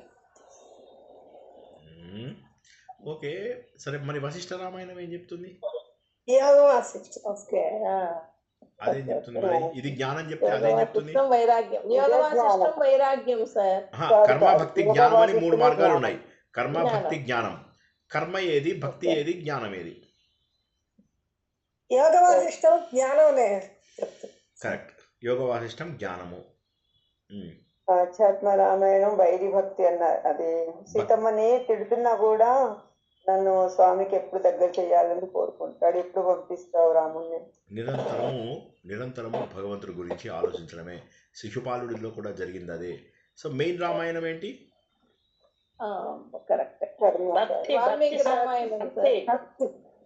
భక్తి మెయిన్ రామాయణం సాధనం. మెయిన్ రామాయణము వాల్మీకి రామాయణము కర్మయోగము, వశిష్ఠ రామాయణము జ్ఞానయోగము, అధ్యాత్మ రామాయణము భక్తి యోగము. ఓకేనా? సో ఈ విధంగా 3 రకాల రామాయణాల గురించి తెలుసుకున్నాం. అంటే కర్మ, భక్తి, జ్ఞానాన్ని అందించేటటువంటి అమోఘమైనటువంటి రామాయణాలు. అదేవిధంగా ఇక్కడ శిశుపాలుడు కథ కనుక తెలుసుకున్నట్లయితే వైరీ భావంతో ఆయన భగవంతుడిని నిరంతరము ఆలోచించేవాడు.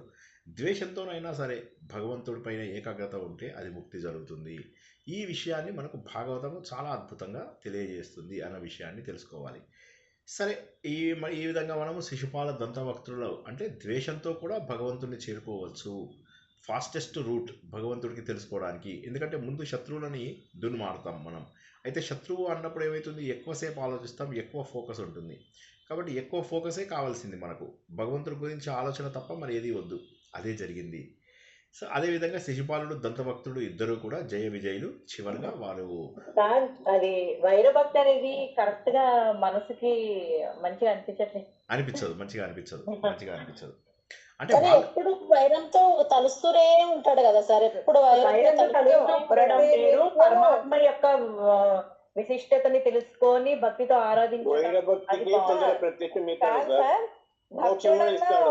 భక్తుడన్నా ఒక మర్చిపోతాడేమో గాని శత్రు విరోధి అనుక్షణము అల్లుకుంటూనే ఉంటాడు.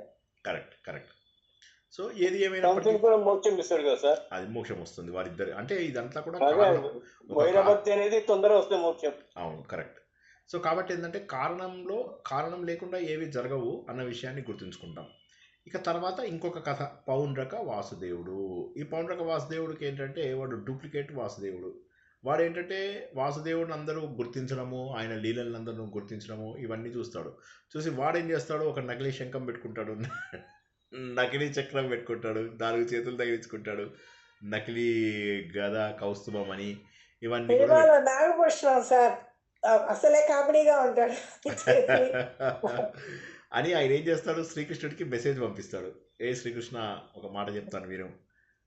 నీకు నేను దూతని పంపించాను, నేను వచ్చేదాకా తెచ్చుకోకు. నువ్వు ముందు వాసుదేవ అనేటటువంటి బిరుదు వదిలేసాయి. నేను వాసుదేవుడిని. వాసుదేవుడు ఒక్కడే ఉండాలి, ఇద్దరు ఉండాల్సినటువంటి అవసరం లేదు. నువ్వు దూతను పంపించాను చెప్పాను, మారితే సరే, లేకపోతే యుద్ధానికి రా అంటాడు. శ్రీకృష్ణుడు ఆయనకి తెలిసి జోకర్ గారిని ఎలా చేయాలనేది. అప్పుడు ఏం చేస్తాడు, ఆయన నవ్వుకుంటూ వస్తాడు, ఆయన పౌండ్రకుడిని సంహరిస్తాడు అనమాట. ఏంటి ఇక్కడ తెలిసింది అంటే నకిలీ ఆధ్యాత్మికత పనికిరాదు. ఇప్పుడు చాలామంది ఏం చేస్తూ ఉంటారు, ఈ పిచ్చి డ్యాన్సులు, పిచ్చి వేషాలు ఇవన్నీ వేస్తూ ఉంటారు కదా. ఇదంతా కూడా ఫేక్, నకిలీ ఆధ్యాత్మికత, జ్ఞానం లేనటువంటి ఆత్మ గర్వము. ఒక్కసారి చెప్పండి, ఏముంది ఇక్కడ పౌండ్రక వాసుదేవుడు కథ ఎందుకు తెలుసుకున్నారు ఇవాళ? క్లుప్తంగానైనా సరే, ఎందుకు అన్ని క్లుప్తంగానే చెప్తున్నాను. ఎంటర్టైన్మెంట్ సార్, భక్తి పనికిరాదు, ఆధ్యాత్మికత పనికిరాదు. అది. సో జ్ఞానం లేకుండా గర్వం ఉంటే లాభం ఏంటి? ఇప్పుడు చాలామంది పారాయణాలలో వీటిలో మనం చూస్తూ ఉంటాం. వాళ్ళు ఎంత ఇది చేస్తారు, ఎంత రౌడీలుగా బిహేవ్ చేస్తూ ఉంటారు. భక్తి ఉండదు వాళ్ళకి, గర్వం ఉంటుంది. నేను చెప్పే కదా, ఒకసారి ఒకళ్ళ ఇంటికి మేము వెళ్తే ఆయన ఎన్నో పూజలు అవి చేస్తాడు, పెద్ద పెద్ద యాగాలు యజ్ఞాలు చేస్తాడని బాగా ఇదనమాట. ఆయన పూజలకి వాటికి ఇంటికి చాలామంది వస్తారు. ఈ కర్మకాండలు దురదృష్టం ఏంటంటే అమోఘమైనటువంటివి కర్మకాండలు. అవి మనకు వేదాలలో అందించారు. ఆ వేదాలలో అందించిన వాటిని పురాణాల రూపంలో, స్మృతుల రూపంలో మనకు చక్కగా అందించారు. దీన్ని స్మార్థం అని కూడా అంటాం. ఈ స్మార్థంతో మనకు చాలా అద్భుతమైన పద్ధతులు తెలిసాయి భగవంతుడిని చేరుకోవడానికి ప్రాథమికమైనటువంటి మెట్లవి. అయితే దురదృష్టవశాత్తు ఏమైందంటే కాలక్రమేణా వాటిపైన కొద్ది మందికి మాత్రమే రావడం మొదలెట్టింది. ఎందుకంటే అది నేర్చుకోవడం కష్టము, దాన్ని పలకడం కష్టము, చేయడం కష్టము, చేయించడం కష్టము. ఒకసారి ఎప్పుడైనా మీకు అనిపించిందా, బ్రాహ్మిన్స్ ఈ వేద బ్రాహ్మణులు కాదు నేను అంటుంది, స్మార్త బ్రాహ్మణులు ఎవరైతే ఉంటారో వాళ్ళు పొద్దున్నుంచి సాయంత్రం దాకా మీకు పూజలు చేయిస్తూ కూర్చొని నేల మీదే కూర్చొని, మీరైనా కనీసం కుర్చీలో కూర్చుంటారు అప్పుడప్పుడు, పాపం ఆయన నేల మీదే కూర్చొని చేయిస్తూ ఉంటాడు, లేస్తాడు, అన్నీ చేస్తూ ఉంటాడు. ఎంత అలసిపోతారు ఒకసారి అనిపించా, అంత అలసట ఎవరు తీసుకుంటారు ఈ రోజుల్లో? సో కాబట్టి చాలా కష్టమైనటువంటి పని, చాలా చాలా కష్టమైనటువంటి పని. దాంతో ఏమైందంటే చాలామంది నేర్చుకోవడం మానేశారు. దాంతో ఏమైందంటే నేర్చుకున్న వాళ్ళు, బాగా వచ్చిన వాళ్ళు, వాళ్ళకి గర్వం అనేది పెరిగిపోయి ఏంటంటే మీరు ఈవెన్ పెళ్ళిళ్ళలో కూడా కొంతమంది బ్రాహ్మిన్స్ని చూస్తారు, మేము స్ట్రిక్ట్గా ఉన్నామనే పేరు మీద వాళ్ళు అడుగుతారు, ఏంటయ్యా మాట్లాడుతున్నారా, సరే మీరు మాట్లాడండి, మీరు మాట్లాడిపోయాక పెళ్లి చేస్తాను. ఇలాంటివి చేస్తూ కొద్దిగా రౌడీయిజం ప్రదర్శిస్తూ ఉంటారు. ఎందుకని? వాళ్ళు వీళ్ళేదో శ్రద్ధగా చేయడం లేదనేది కాదు, తన మాట వినట్లేదు అని చెప్పేసి అంతే. సో ఈ గర్వం అనేది ఎక్కడి నుంచి వస్తుంది అంటే, నేను పారాయణం చెప్తున్నాను, చేయిస్తున్నాను, 10 మంది పారాయణం చేస్తున్నారు, నేను గురువుని. ఈ గర్వంతో ఇప్పుడు మీరు కొన్ని వందల వేల గ్రూప్స్ని చూసుంటారు, వందల వేల గ్రూప్స్ని చూసి ఆ గ్రూప్లలో ఇలాంటి వాళ్ళని చూసి నన్ను గురువు, నాకు గురుదక్షిణ ఇవ్వండి అని వాళ్ళు ఏం చేస్తారు, మీకు ఇస్తామంటే వద్దొద్దు అంటారు అని మెల్లగా అడుగుతారు, 50,000 1,00,000 పెట్టి ఇప్పించని. అందరూ డబ్బులు చేసుకుని గురుదక్షిణలు ఇస్తారు. చీ అనిపించదు అసలు. అడుక్కు తినే మనస్తత్వం. ఇదేంటంటే ఇది ఎవరిచ్చిందండి? ఇది దేవుడిచ్చినటువంటిది. శ్రీకృష్ణుడు మీ అందరి దగ్గర ఎంత డబ్బు తీసుకున్నాడండి? హలో, శ్రీకృష్ణుడు ఎంత డబ్బు తీసుకున్నాడండి? కృష్ణం బందే జగద్గురుం కదా, ఎంత డబ్బు తీసుకున్నాడండి శ్రీకృష్ణుడు?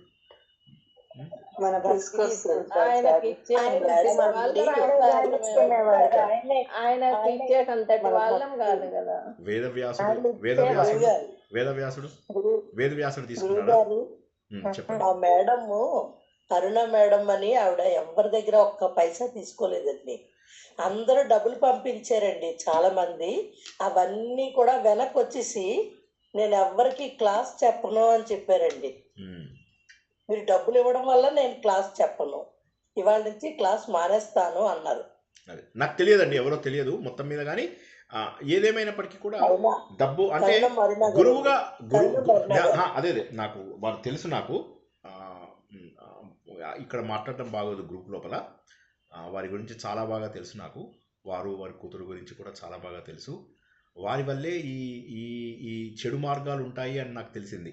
చెడ్డ మార్గాలు కొంతమంది ఎలా తీసుకెళ్తారు, ఎలా సన్మానాలు చేయించుకుంటారు, ఎలాగా గొప్పగా ఫీల్ అవుతారు, ఎలాగా ఐడెంటిటీ కార్డులు తయారు చేస్తారు, ఎలాగ జనాలని బానిసల్లాగా చూస్తారు, ఇవన్నీ కూడా నాకు మీరు చెప్పినటువంటి వాళ్ళ ద్వారానే తెలియడం జరిగింది.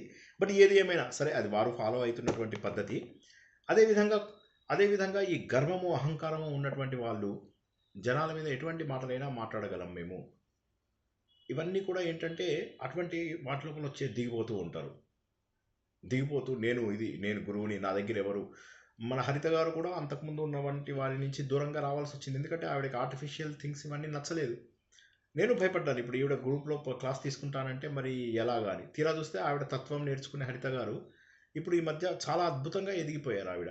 ఆవిడ అన్నారు, నాకు నేను నేర్చుకుంటున్నటువంటి కొన్ని చోట్ల నాకు నచ్చలేదు, కొంతమంది డబ్బులు తీసుకుంటున్నారు, కొంతమంది ఇది చేస్తున్నారు. ఇప్పుడు ఇందాక ఆవిడ చెప్పినటువంటి ఒకరు వేలాది రూపాయల గిఫ్ట్ తీసుకున్నారు, నారాయణీయాలు అవి ఇవి పారాయణం చేయించి, సన్మానాలు చేయించి, ఒకరు 2,000 3,000 ఇలా చేసేసి, ఒకరు వాళ్ళు ఒకరు వీళ్ళు, ఇలాగ లక్షలాది రూపాయల డబ్బు, కోట్లాది రూపాయల డబ్బులు ఉన్న వాళ్ళు కూడా విపరీతంగా డబ్బులు తీసుకున్న వాళ్ళ గురించి నాకు తెలుసు. సో అదేవిధంగా ఏంటంటే ఈ డబ్బులు ఇక్కడ మధ్యలో ఒకసారి ఎప్పుడో ఆవిడ చెప్పినటువంటి మాటలు చెప్పవచ్చు, మధ్యలో కొద్దిగా అదొక చిన్న నాటకాలు. సో ఏది ఏమైనప్పటికీ కూడా అదేవిధంగా ఈ మధ్య చాలా గ్రూపుల్లో చూస్తాం. మొన్న ఒక గ్రూప్ లోపల నేను ఒక మెసేజ్ పెట్టడం జరిగింది. వెంటనే ఆ గ్రూప్లో ఉన్న టీచర్కి నా గ్రూప్లో వేరే వాళ్ళు ఎలా పెట్టాలి మెసేజ్లు అని చెప్పేసి ఆవిడ కోపంగా ఈ గ్రూప్ లోపల మెసేజ్లతో నింపకండి అట్లా ఇట్లా అనుకుంటూ ఆవిడ పెట్టారనమాట. తర్వాత తెలిసింది ఆవిడ మెడిటేషన్స్ అవి కూడా నేర్పిస్తారట. ఇటువంటి వ్యక్తి ఎలా మెడిటేషన్స్ నేర్పిస్తారు? సరే, ఎవరైనా గట్టిగా అన్నప్పుడు ఒక ప్రశ్నకు ఒక సమాధానం ఇవ్వాలి. నేను అడిగాను, ఎన్నిసార్లు నేను నింపానో చెప్పండి, పైన లెక్క పెట్టి చెప్పండి అని చెప్పి అడిగాను. చెప్పగా మీరని తెలియదండి నాకు. నేనని కాదు, ఎవరితోనైనా ఆ బిహేవియర్ సరైనటువంటిది కాదు. అహంకారం అటువంటి వారు ఏ విధంగా వేరే వారికి చెప్పే అర్హతని సాధించుకుంటారు? ఆ గ్రూప్లో మన స్టూడెంట్స్ కూడా ఉన్నారు కొంతమంది. అదే మెడిటేషన్ అంటే ఈ గర్వం అనేటటువంటిది జనాల్లో ఏ స్టేజ్కి వెళ్ళిపోతుంది అంటే కృత్రిమ స్థాయిలో వెళ్తుంది. అంటే నేను నిజంగా చెప్పాలంటే ఇప్పుడు చెప్పినటువంటి కొన్ని పేర్లలోనే వాళ్ళ వల్లే నాకు ఇంకా అసహ్యం కలిగింది. అంటే ఇప్పుడు పెద్ద పెద్ద గురువులు ఉన్నారు, వాళ్ళు తీసుకుంటున్నారు, అది వేరు. కానీ ఈ చిన్న చిన్నగా ఈ డూప్లికేట్ గురువులు ఎవరైతే ఉన్నారో ఏ మాత్రము ఒక్క శాతం కూడా ఆధ్యాత్మికత లేనటువంటి నీచాతి నీచులు వాళ్ళందరూ కూడా గురువుల పేరు మీద ఇదవుతూ డబ్బులు తీసుకుంటుంటే మరీ అసహ్యం వేస్తుంది. అంతకంటే అసహ్యం ఇంకా లేదు. వాళ్ళ గ్రూపుల్లో నేర్చుకునే వాళ్ళు ఎవరైనా సరే, నేను మళ్ళీ ఒకసారి చెప్తున్నాను, గుర్తుంచుకోండి. ఈ గ్రూపుల్లోకి రాకండి, దయచేసి రావద్దు. ఈ గ్రూప్లో కేవలము పవిత్రంగా ఉండాలనుకున్న వాళ్ళే రండి. ఇందాక చెప్పిన పేర్లు కానీ ఇటువంటి వాళ్ళ గ్రూపులలో ఏమైనా నేర్చుకునే వాళ్ళు దయచేసి మన గ్రూపులలోకి రావద్దని నా పర్సనల్ ప్రార్థన. నేను మీ అందరికీ పాదాభివందనం చేసి చెప్తున్నాను, రాకండి. మీరు అక్కడ నేర్చుకుని మీకు అక్కడ బాగుంటే అక్కడ ఉండిపోండి, ఇక్కడికి రావద్దు. ఇది ఎందుకు చెప్తున్నాను అంటే మన మార్గం వేరు. నాకేమీ కోపం కాదు, పాదాభివందనం చేసి మరీ చెప్తున్నాను అంటే మీరు అర్థం చేసుకోండి. నాకు కోపం అనేది రాదు, కోపం ప్రకటిస్తాను, కోపం రాదు. ఇక్కడ ఏమవుతుందంటే వాళ్ళు నేర్పించే పద్ధతి వేరు. వాళ్ళు బానిసలుగా గుంపుల్ని తయారు చేసుకుంటున్నారు, వేలాది మందిని గుంపులుగా తయారు చేసుకుంటున్నారు, వేలాది మందితోని స్టేజ్ల మీద వాటి మీద ఇవ్వడము, అవార్డులు రివార్డులు కొనుక్కోవడము, తిరుపతి లాంటి ప్రాంతాల లోపల అవార్డులు కొనుక్కోవడము, టీవీ లోపల మీడియా లోపల కనిపించాలనుకోవడము. ఛీ, వీరా మనుషులు? ఇదా ఆధ్యాత్మికత? అలా వాళ్ళ దగ్గర నేర్చుకుందాం అనుకునే వాళ్ళు ఎవరైనా, మళ్ళీ చెప్తున్నాను, మన మార్గం వేరు, ఇక్కడ ఉన్నటువంటి మార్గం వేరు. ఇది జ్ఞాన మార్గము, భగవంతుణ్ణి మన లోపల తెలుసుకోవడము. అంటే మనని మనము పవిత్రపరచుకోనిదే ఈ మార్గం అనవసరం. సార్ మాకు పవిత్రపరచుకోవడం ఇష్టం లేదు సార్, మాకు అక్కడ పారాయణాలు నచ్చాయి, అక్కడికి వెళ్ళిపోండి. నేను మళ్ళీ చెప్తున్నాను, మీకు కోపం తెప్పించాలనో లేక నాకు కోపం వచ్చో కాదు, అక్కడికి వెళ్ళిపోండి. ఎందుకంటే this is not suitable for you. ఇది సూటబుల్ ఎవరికి అంటే ఎవరైతే జ్ఞాన మార్గంలో నేర్చుకుని ఆలోచన ద్వారా భగవంతుని తెలుసుకుంటూ మనలో ఉన్నటువంటి దైవత్వాన్ని వెలికి తీసే వారికి మాత్రమే.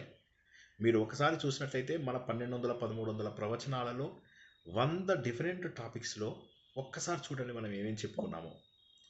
వేదాలు నేర్చుకుంటున్నాం, పురాణాలు నేర్చుకుంటున్నాం, వేదాంగాలు చెప్పుకున్నాం, జ్యోతిష్యం లాంటివి, ఉపనిషత్తులు ఎన్ని తెలుసుకున్నామో లెక్కలేదు.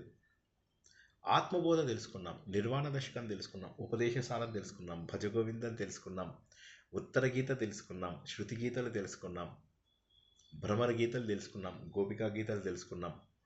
ఉత్తర గీత ఒక్కటి చాలదా జీవితం మారడానికి? ఆలోచించండి. ఎలాంటి టాపిక్స్ మీరు చూడండి. నేను ఇది గొప్ప కోసం కాదు, ఈ డబ్బులు తీసుకుని యూఎస్బీలు సీడీలు అమ్మేటటువంటి ప్రవచనకర్తలు కావచ్చు, లేకపోతే ఇంకా ఇలాగా ఏది ఉత్త నారాయణీయాలు, తర్వాత భగవద్గీతలు నేర్పించేసి మేము గురువులు శ్లోకాలు నేర్పిస్తారు, వాళ్ళకేం అర్థాలు కూడా తెలియదు, చూసి చెప్తారు అర్థాలు.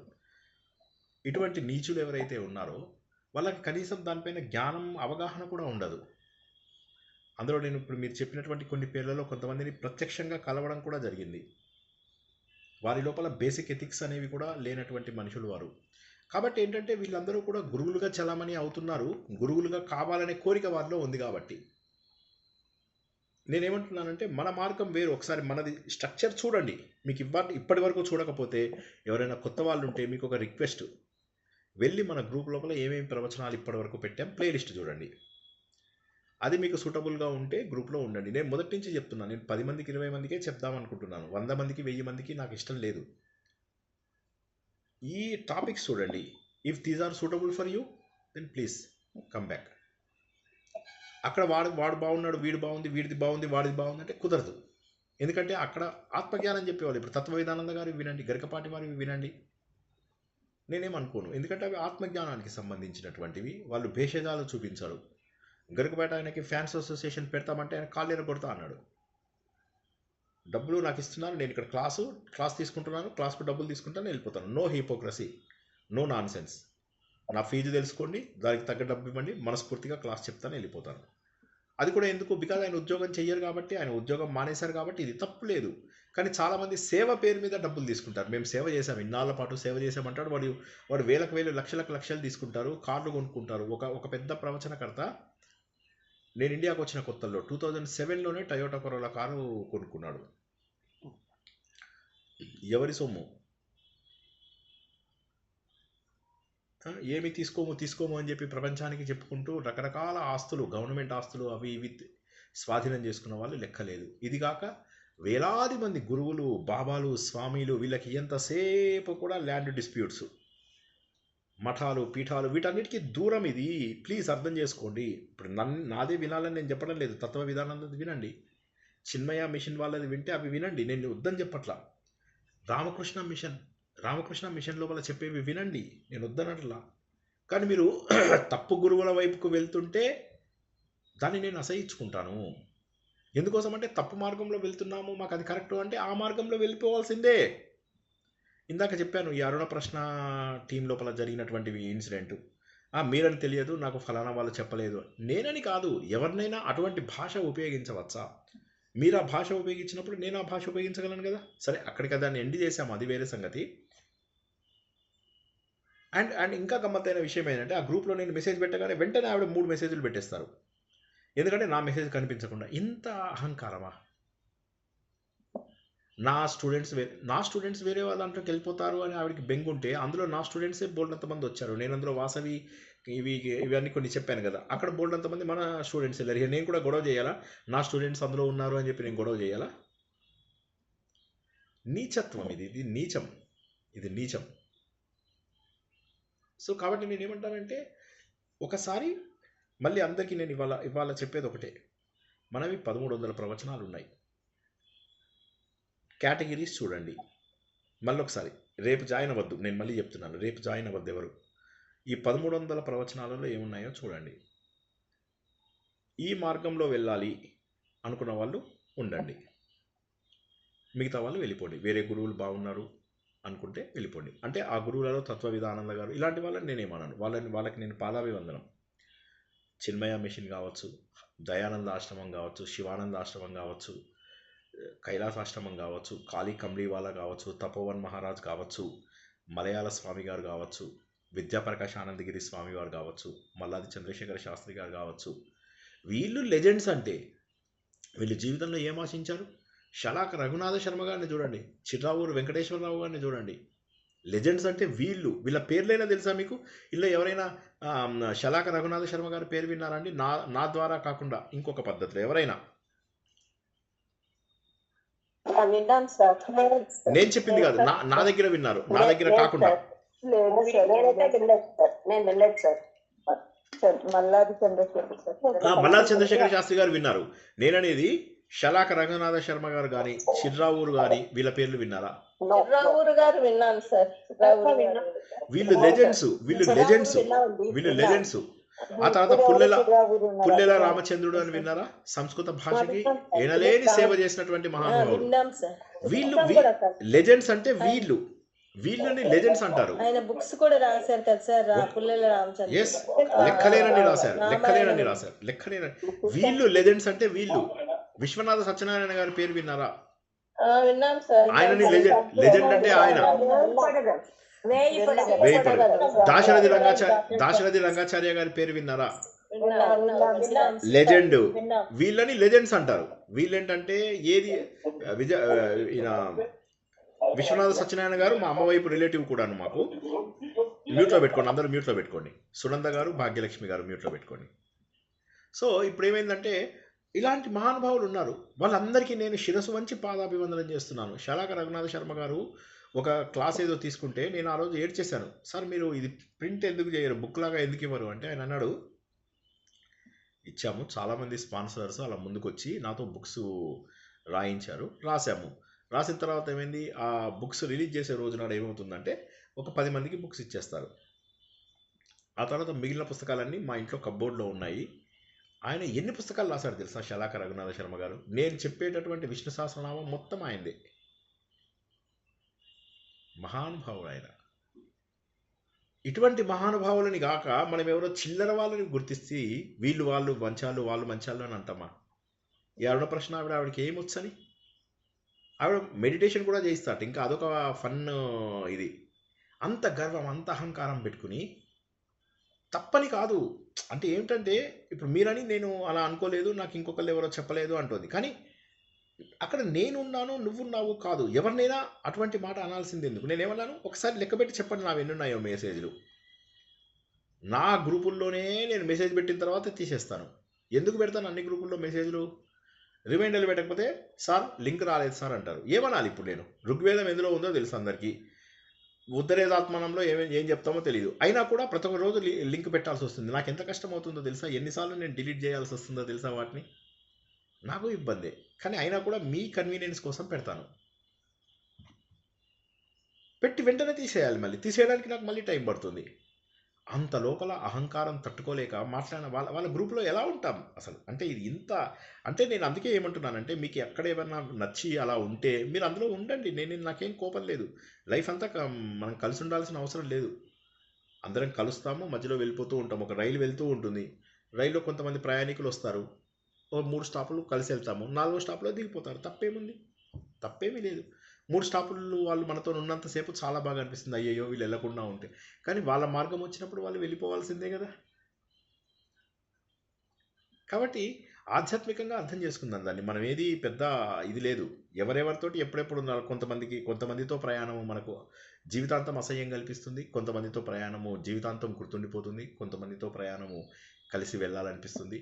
అలా కలిసి వెళ్దాం అనుకున్న వాళ్ళే ఉండండి. నేను ఎన్నోసార్లు చెప్పాను, ఇది ఫస్ట్ టైం కాదు. నా గ్రూప్లో ఉన్న వాళ్ళకి ఒక 100 సార్లు చెప్పాను. ఏమనంటే, వేరే చోట బాగుంది, వాళ్ళ పద్ధతి బాగుంది, అక్కడ కరెక్ట్ అనుకున్న వాళ్ళు అక్కడికి వెళ్ళిపోండి. ఇంకా సింపుల్, ఒకటే మాట, వెళ్ళిపోండి అనే చెప్తున్నాం. జై శ్రీకృష్ణ. ఏమనుకోవద్దు, నేను కొద్దిగా కటువుగా మాట్లాడినందుకు ఏమనుకోవద్దు. ఉన్నమాట ఖచ్చితంగా చెప్పాల్సినటువంటి బాధ్యత నా పైన ఉంది కాబట్టి చెప్పాల్సి వస్తుంది.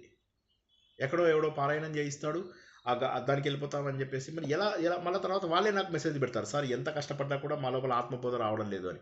నేనంటే, నువ్వు మాకు చెప్పి వెళ్ళావా? పారాయణం అక్కడ గుంపులో చేయిస్తున్నారు, వెళ్ళి అక్కడ కూర్చొని పారాయణం 3 రోజులు 4 రోజులు చేశాను, భద్రాచలంకి వెళ్ళాను సార్ అని. ఎలా వెళ్ళారు? ఆత్మబోధ ఎలా వస్తుంది?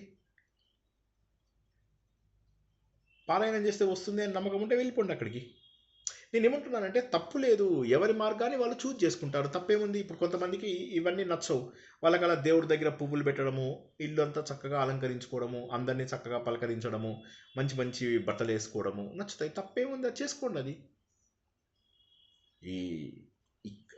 మనం నేర్చుకుంటే, ఇప్పుడు ఫర్ ఎగ్జాంపుల్ మీకు మ్యాథమెటిక్స్ బాగా ఇష్టమండి, ఏ గ్రూప్లో జాయిన్ అవ్వాలి మీరు? సిఈసిలో జాయిన్ అవుతారా, లేకపోతే హిస్టరీలో జాయిన్ అవుతారా, కామర్స్లో జాయిన్ అవుతారా, ఎంపీసీలో జాయిన్ అవుతారా, బైపీసీలో జాయిన్ అవుతారా? ఎంపీసీలో జాయిన్ అవ్వాలి. మ్యాథమెటిక్స్ కావాలనుకున్నవాడు ఎంపీసీలో జాయిన్ అవ్వాలి.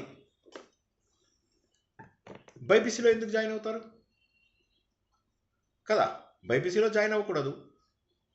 సో నేను అదే చెప్తున్నాను. అంటే ఏంటంటే, ఇక్కడ ఈ పాయింట్ని అర్థం చేసుకోవడానికి ప్రయత్నం చేయండి. ఇష్టం లేకపోతే వెళ్ళిపోండి, గ్రూప్లోంచి వెళ్ళిపోమని చెప్తున్నాను. ఎందుకంటే ఇది మీరు మ్యాథమెటిక్స్ స్టూడెంట్ అయ్యి ఆర్ట్స్లోకి వస్తే ఎట్లాగా? అవునా కదా? మ్యాథమెటిక్స్ స్టూడెంట్ అయ్యి మీరు ఆర్ట్స్లోకి వస్తే కరెక్టా? కాబట్టి ఏమంటున్నానంటే, మీకు అక్కడెక్కడో నచ్చింది, ఎవడో పారాయణం చేయిస్తున్నాడు అంటే వెళ్ళిపోండి అక్కడికి. ఇది తప్పుల గురించి కాదు, మార్గం తేడా ఉండడమే. అది గుర్తించండి అందరూ. ఇవాళ మనం తెలుసుకునేది ఏంటంటే, ఈ ఫేక్ మనుషుల నుంచి దూరంగా ఉండాలి అనేటటువంటిది మనకు పౌండ్రక వాసుదేవుడి యొక్క కథ ద్వారా. నకిలీ ఆధ్యాత్మికత, జ్ఞానము ఇవ్వనటువంటి ఆత్మగర్వము. ఇప్పుడు అరుణ ప్రశ్న అంటే అది అద్భుతమైనటువంటి టాపిక్. అది ఉదాత్త అనుదాత్త స్వరిత స్వరాలు చదివితే సరిపోయిందా, లేకపోతే అహంకారం తగ్గించుకుంటే బాగుంటుందా? జ్ఞానము లేని ఆత్మగర్వము. అర్థమైందా నేను అన్న పాయింట్ అర్థమైందా? పౌండ్రక వాసుదేవుడి గురించి చెప్తూ ఏమన్నామంటే, జ్ఞానం లేని ఆధ్యాత్మికత అవసరమా, నకిలీ ఆధ్యాత్మికత అవసరమా? అందరు నిద్రపోయారా? సో కాబట్టి ఏదో నాకు వేద పఠనం వచ్చు అంటే వేద పఠనం వస్తే సరిపోదు, ఆ అహంకారం పోవాలి, ఎవరినో ఏదో అనాలి అనేటటువంటి భావన పోవాలి. అలాంటి వాళ్ళ దగ్గర మనం నేర్చుకోవడం అంటే మన స్థాయి దించుకున్నట్టు అవుతుందా లేదా? ఒకసారి జ్ఞానం లేని వ్యక్తి ఎంత చెప్తాడు? ఒక వ్యక్తి చెప్తాడు, ఏమిటండి తెలుసా, నేను మీకు చెప్తాను, అసలు జ్ఞానం అంటే ఏమిటంటే ఇలా అన్ని వదిలేసేసి ఇలా భుజం మీద వేసేసుకుని ఇంట్లోంచి వెళ్ళిపోవడం అని చెప్తాడు. తర్వాత ఆయనకు నలుగురిలో ఉన్నప్పుడు ఇంకా బాధ్యత ఎక్కువ అవుతుంది కదా సార్, ఇంకా జాగ్రత్తగా ఉండాలి కదా సార్. ఏంటమ్మా? నలుగురికి చెప్పేటప్పుడు ఇంకా బాధ్యతగా ఉండాలి కదా సార్, ఇంకా జాగ్రత్తగా ఉండాలి. అవునమ్మా, మీరు అన్నది కరెక్ట్. కానీ ఏమైతుందంటే, వీళ్ళ లోపల తప్పొప్పులు అనే భావన ఉండదు వీళ్ళకి. ఉదాహరణకు చెప్పినట్లయితే, ఇప్పుడు ఈయన మీకు సిద్ధగురువు అని చెప్పి ఒక ఆయన రమణానంద అని వచ్చారు కదా, ఆయన అయితే హవనం చేస్తూ అల్లా ఏ నమః, చిన్న ఖాన్ ఏ నమః అనుకుంటూ హవనం చేస్తుంటే ఆడవాళ్ళందరూ పక్క నుంచి ఓం అంటున్నారు. రమణానంద మహర్షం సార్. ఓం అల్లా ఏ నమః ఓం. మరి ఇవి ఏ రకంగా ఆయన కరెక్ట్? షిరిడి సాయిబాబా భక్తుడు సార్, మొదట్లో స్టార్టింగ్ లో. ఇప్పుడు కూడా అంతే. ఇప్పుడు అల్లాని అంటే ఇవి నేనేమంటున్నానంటే మన హిందూ ధర్మంలో ఉన్నటువంటి ఇవన్నిటిని వేరే వాళ్ళకి ఎలా అంటగడతారు? భగవంతుడి లక్షణాలు లేనటువంటి ఒక వ్యక్తికి అంటగట్టడం కాకుండా అల్లా గురించి ఎక్కడున్నాయి, ఏ వేదంలో ఉన్నాయో నాకు చెప్పండి. వేరే వాళ్ళని క్రిటిసైజ్ చేయొద్దు, కేవలం మనం అదే నేను ఆయనని క్రిటిసైజ్ చేయడం లేదు. నేనేమంటున్నానంటే ఆయన చదివిన మంత్రాలను ఒకసారి ఊహించుకోండి. మరి పక్కనున్న జనాలందరూ మూర్ఖులా లేకపోతే తెలివైన వాళ్ళ? ఇప్పుడు నేను మీ దగ్గరికి వచ్చి అల్లాయే దేవుడు చప్పట్లు కొట్టానంటే మీరు అందరూ అల్లాయే దేవుడు అని చప్పట్లు కొడతారా? మరి అక్కడ ఉన్న వాళ్ళు ఎందుకు కొడుతున్నారు అందరు మంది?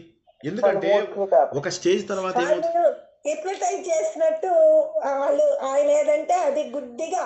ఎగ్జాక్ట్లీ. ఇప్పుడు ఇందాక చెప్పారు కదా, ఒక ఆవిడ డబ్బు తీసుకోదు, వాళ్ళ గురించి అసలు మాట్లాడకండి. నేను కేవలం వాళ్ళు చదువుతున్న మంత్రాల గురించే మాట్లాడుతున్నాను. వాళ్ళు ఎవరో నాకు పర్సనల్గా తెలియదు, నేను ఎప్పుడు చూడలేదు, ఎప్పుడు వినలేదు కూడా. కానీ ఈ అల్లాని పూజించు అవి ఇవి అంటే మన అక్కడ మనకి ఇరిటేషన్ వస్తుంది. వాడు అల్లాలు ఏం చేస్తున్నారు వాళ్ళు? మొన్న ఒక ఎయిర్ ఫోర్స్ అమ్మాయిని జస్ట్ ఈ 2 రోజుల కింద బయటపడ్డదాన్ని చూడండి. ఆ ఎయిర్ ఫోర్స్ అమ్మాయిని పాపం హస్బెండ్ లేని టైంలో వాడి ఆమె క్లాస్మేట్ అనమాట, నీకు ఏదో ల్యాండ్ కొనిపిస్తానని చెప్పి తీసుకెళ్ళి అక్కడ ఏం చేశాడు, ఆమెకి మత్తుమంది ఇచ్చాడు. తర్వాత ఆమెని ఇది చేశాడు. తర్వాత అత్యంత దారుణంగా 1.5 సంవత్సరాల పాటు ఆమె వీడియోలు తీసి అత్యంత దారుణంగా క్రూరంగా ఆమెను హింసించి ఆమెను ఏం చేశారు, వీడియో తీస్తూ ఆమెను మతం కూడా మార్చేశారు. ఆ అల్లావి చదువుతూ ఉఫ్ అని ఆమె ముఖం మీద ఊదుతూ ఆమె మత్తులో ఉండి హిప్నాటైజ్ అయిన తర్వాత కూడా వద్దు, నన్ను వదిలేయి. వీడియో చూసాను సార్, చాలా భయంకరంగా ఉంది. అది చేతులు పట్టుకొని అది చదువుతున్నాడు ఇట్లా. ఇంత క్రూరంగా చేస్తుంటే అల్లాయే నమహానా ఏదో అంటారు కదా సినిమాలో ఏదో. సో ఇది ఏంటంటే ఇక్కడ మనకు మరి అది తెలిసి పక్కన ఉన్న వాళ్ళందరినీ ఏమంటారు, మూర్ఖులు. ఇప్పుడు ఇందాక ఒక ఆవిడ చెప్పారు కదా, జూబ్స్గా ఉంది కదా, ఇందాక ఒక ఆవిడ చెప్పారు ఫలానా ఆవిడ డబ్బులు తీసుకోరు అది అని చెప్పేసి చెప్తే, ఇందాక ఒక ఆవిడ సారీ మేడం, మణి మేడం ఏమన్నారు?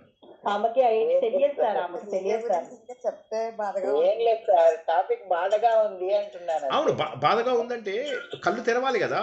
కళ్ళు తెరవకుండా ఇంకా కూడా ఒకరి గురించి మనం అంటే ఇప్పుడు ఏమవుతుందంటే, ఇప్పుడు ఫలానా ఒక వ్యక్తి వీళ్ళు డబ్బులు తీసుకోలేదు, వాళ్ళు మనకు తెలుసు కదా, అక్కడి నుంచే వచ్చాం కదా.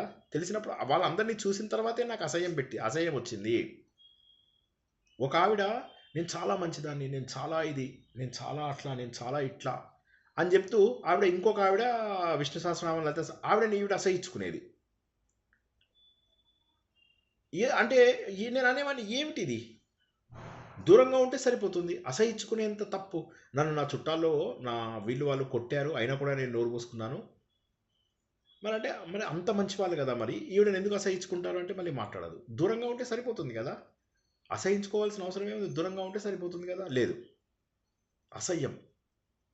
సో ఇవన్నీ ఏంటంటే వీళ్ళు ఆధ్యాత్మిక మార్గంలో ఉన్నారు. అవునమ్మా, మర్యాదగా మాట్లాడతారు, అవునమ్మా మేమేమీ చేయలేదమ్మా, మేము చాలా మంచి వాళ్ళమమ్మా, ఇలాంటి మాటలు మాట్లాడుతూ ఉంటారు. నాదేముందమ్మా, అంతా అమ్మవారే చేయించుకున్నారు. ఏమిటి అమ్మవారు ఎందుకు చేయించుకుంటారు? అమ్మవారు అనేది ఎక్కడ వేరేగా ఉందా? నీ హృదయంలో ఉంది. అత్యతిష్ట దశాంగులం, 8 అంగుళాల దీంట్లో కూడా ఉన్నారు. నాభిస్థానం నుంచి 8 అంగుళాలు, సహస్రాల నుంచి 8 అంగుళాల దూరంలో మనలోనే భగవంతుడు ఉన్నాడు. ఆ దైవత్వాన్ని ఆవిష్కరించుకోవడం మనది. అందుకే నేను మాటికి చెప్తున్నది ఒకటే పాయింట్ గుర్తుంచుకోండి. హరిత గారు ఇందులోకి వచ్చినప్పుడు ఆవిడ ఎలాంటి స్టేజ్లో ఉన్నారో నాకు తెలుసు. అలాంటిది ఎన్నో చోట్ల ఆవిడ చూసి ఆవిడ వచ్చినప్పుడు నేను భయపడ్డాను, ఏమిటి మళ్ళీ ఈవిడ అక్కడ ఉన్నవి ఇక్కడ రిపీట్ చేస్తారేమో అని. కానీ 1 ఇయర్లో అలాంటివి ఆవిడ రిపీట్ చేయకుండా ఆవిడ కూడా తత్వం తెలుసుకున్నాం. ఆవిడ ఈ మధ్య తత్వం మాట్లాడుతుంటే ఎంత యాక్యురేట్గా మాట్లాడుతున్నారో అసలు. సో దాన్ని బట్టి ఏమర్థమైంది అంటే కొంతమంది అయినా మారుతారు. ఇటువంటి గ్రూప్ లో పాజిటివ్ ఎనర్జీగా చాలా బాగా చెప్తారు. ఎగ్జాక్ట్లీ నేను అదే అంటాను. మరి కానీ ఆవిడ ఎంత మదన పడితే ఇదై ఉండొచ్చు, మీరు అర్థం చేసుకోవచ్చు కదా. సో ఇవన్నీ ఏంటంటే మనకు నచ్చని చోట ఉండాల్సిన అవసరం లేదు, అసహించుకోవాల్సిన అవసరం ఏం లేదు. నచ్చని చోట నుంచి పక్కకి వెళ్ళిపోతే చాలు. ఒక పాట ఉందన్నమాట, दुखी मन मेरे सुनो मेरी कहना जहाँ नहीं चैना वहाँ नहीं रहना.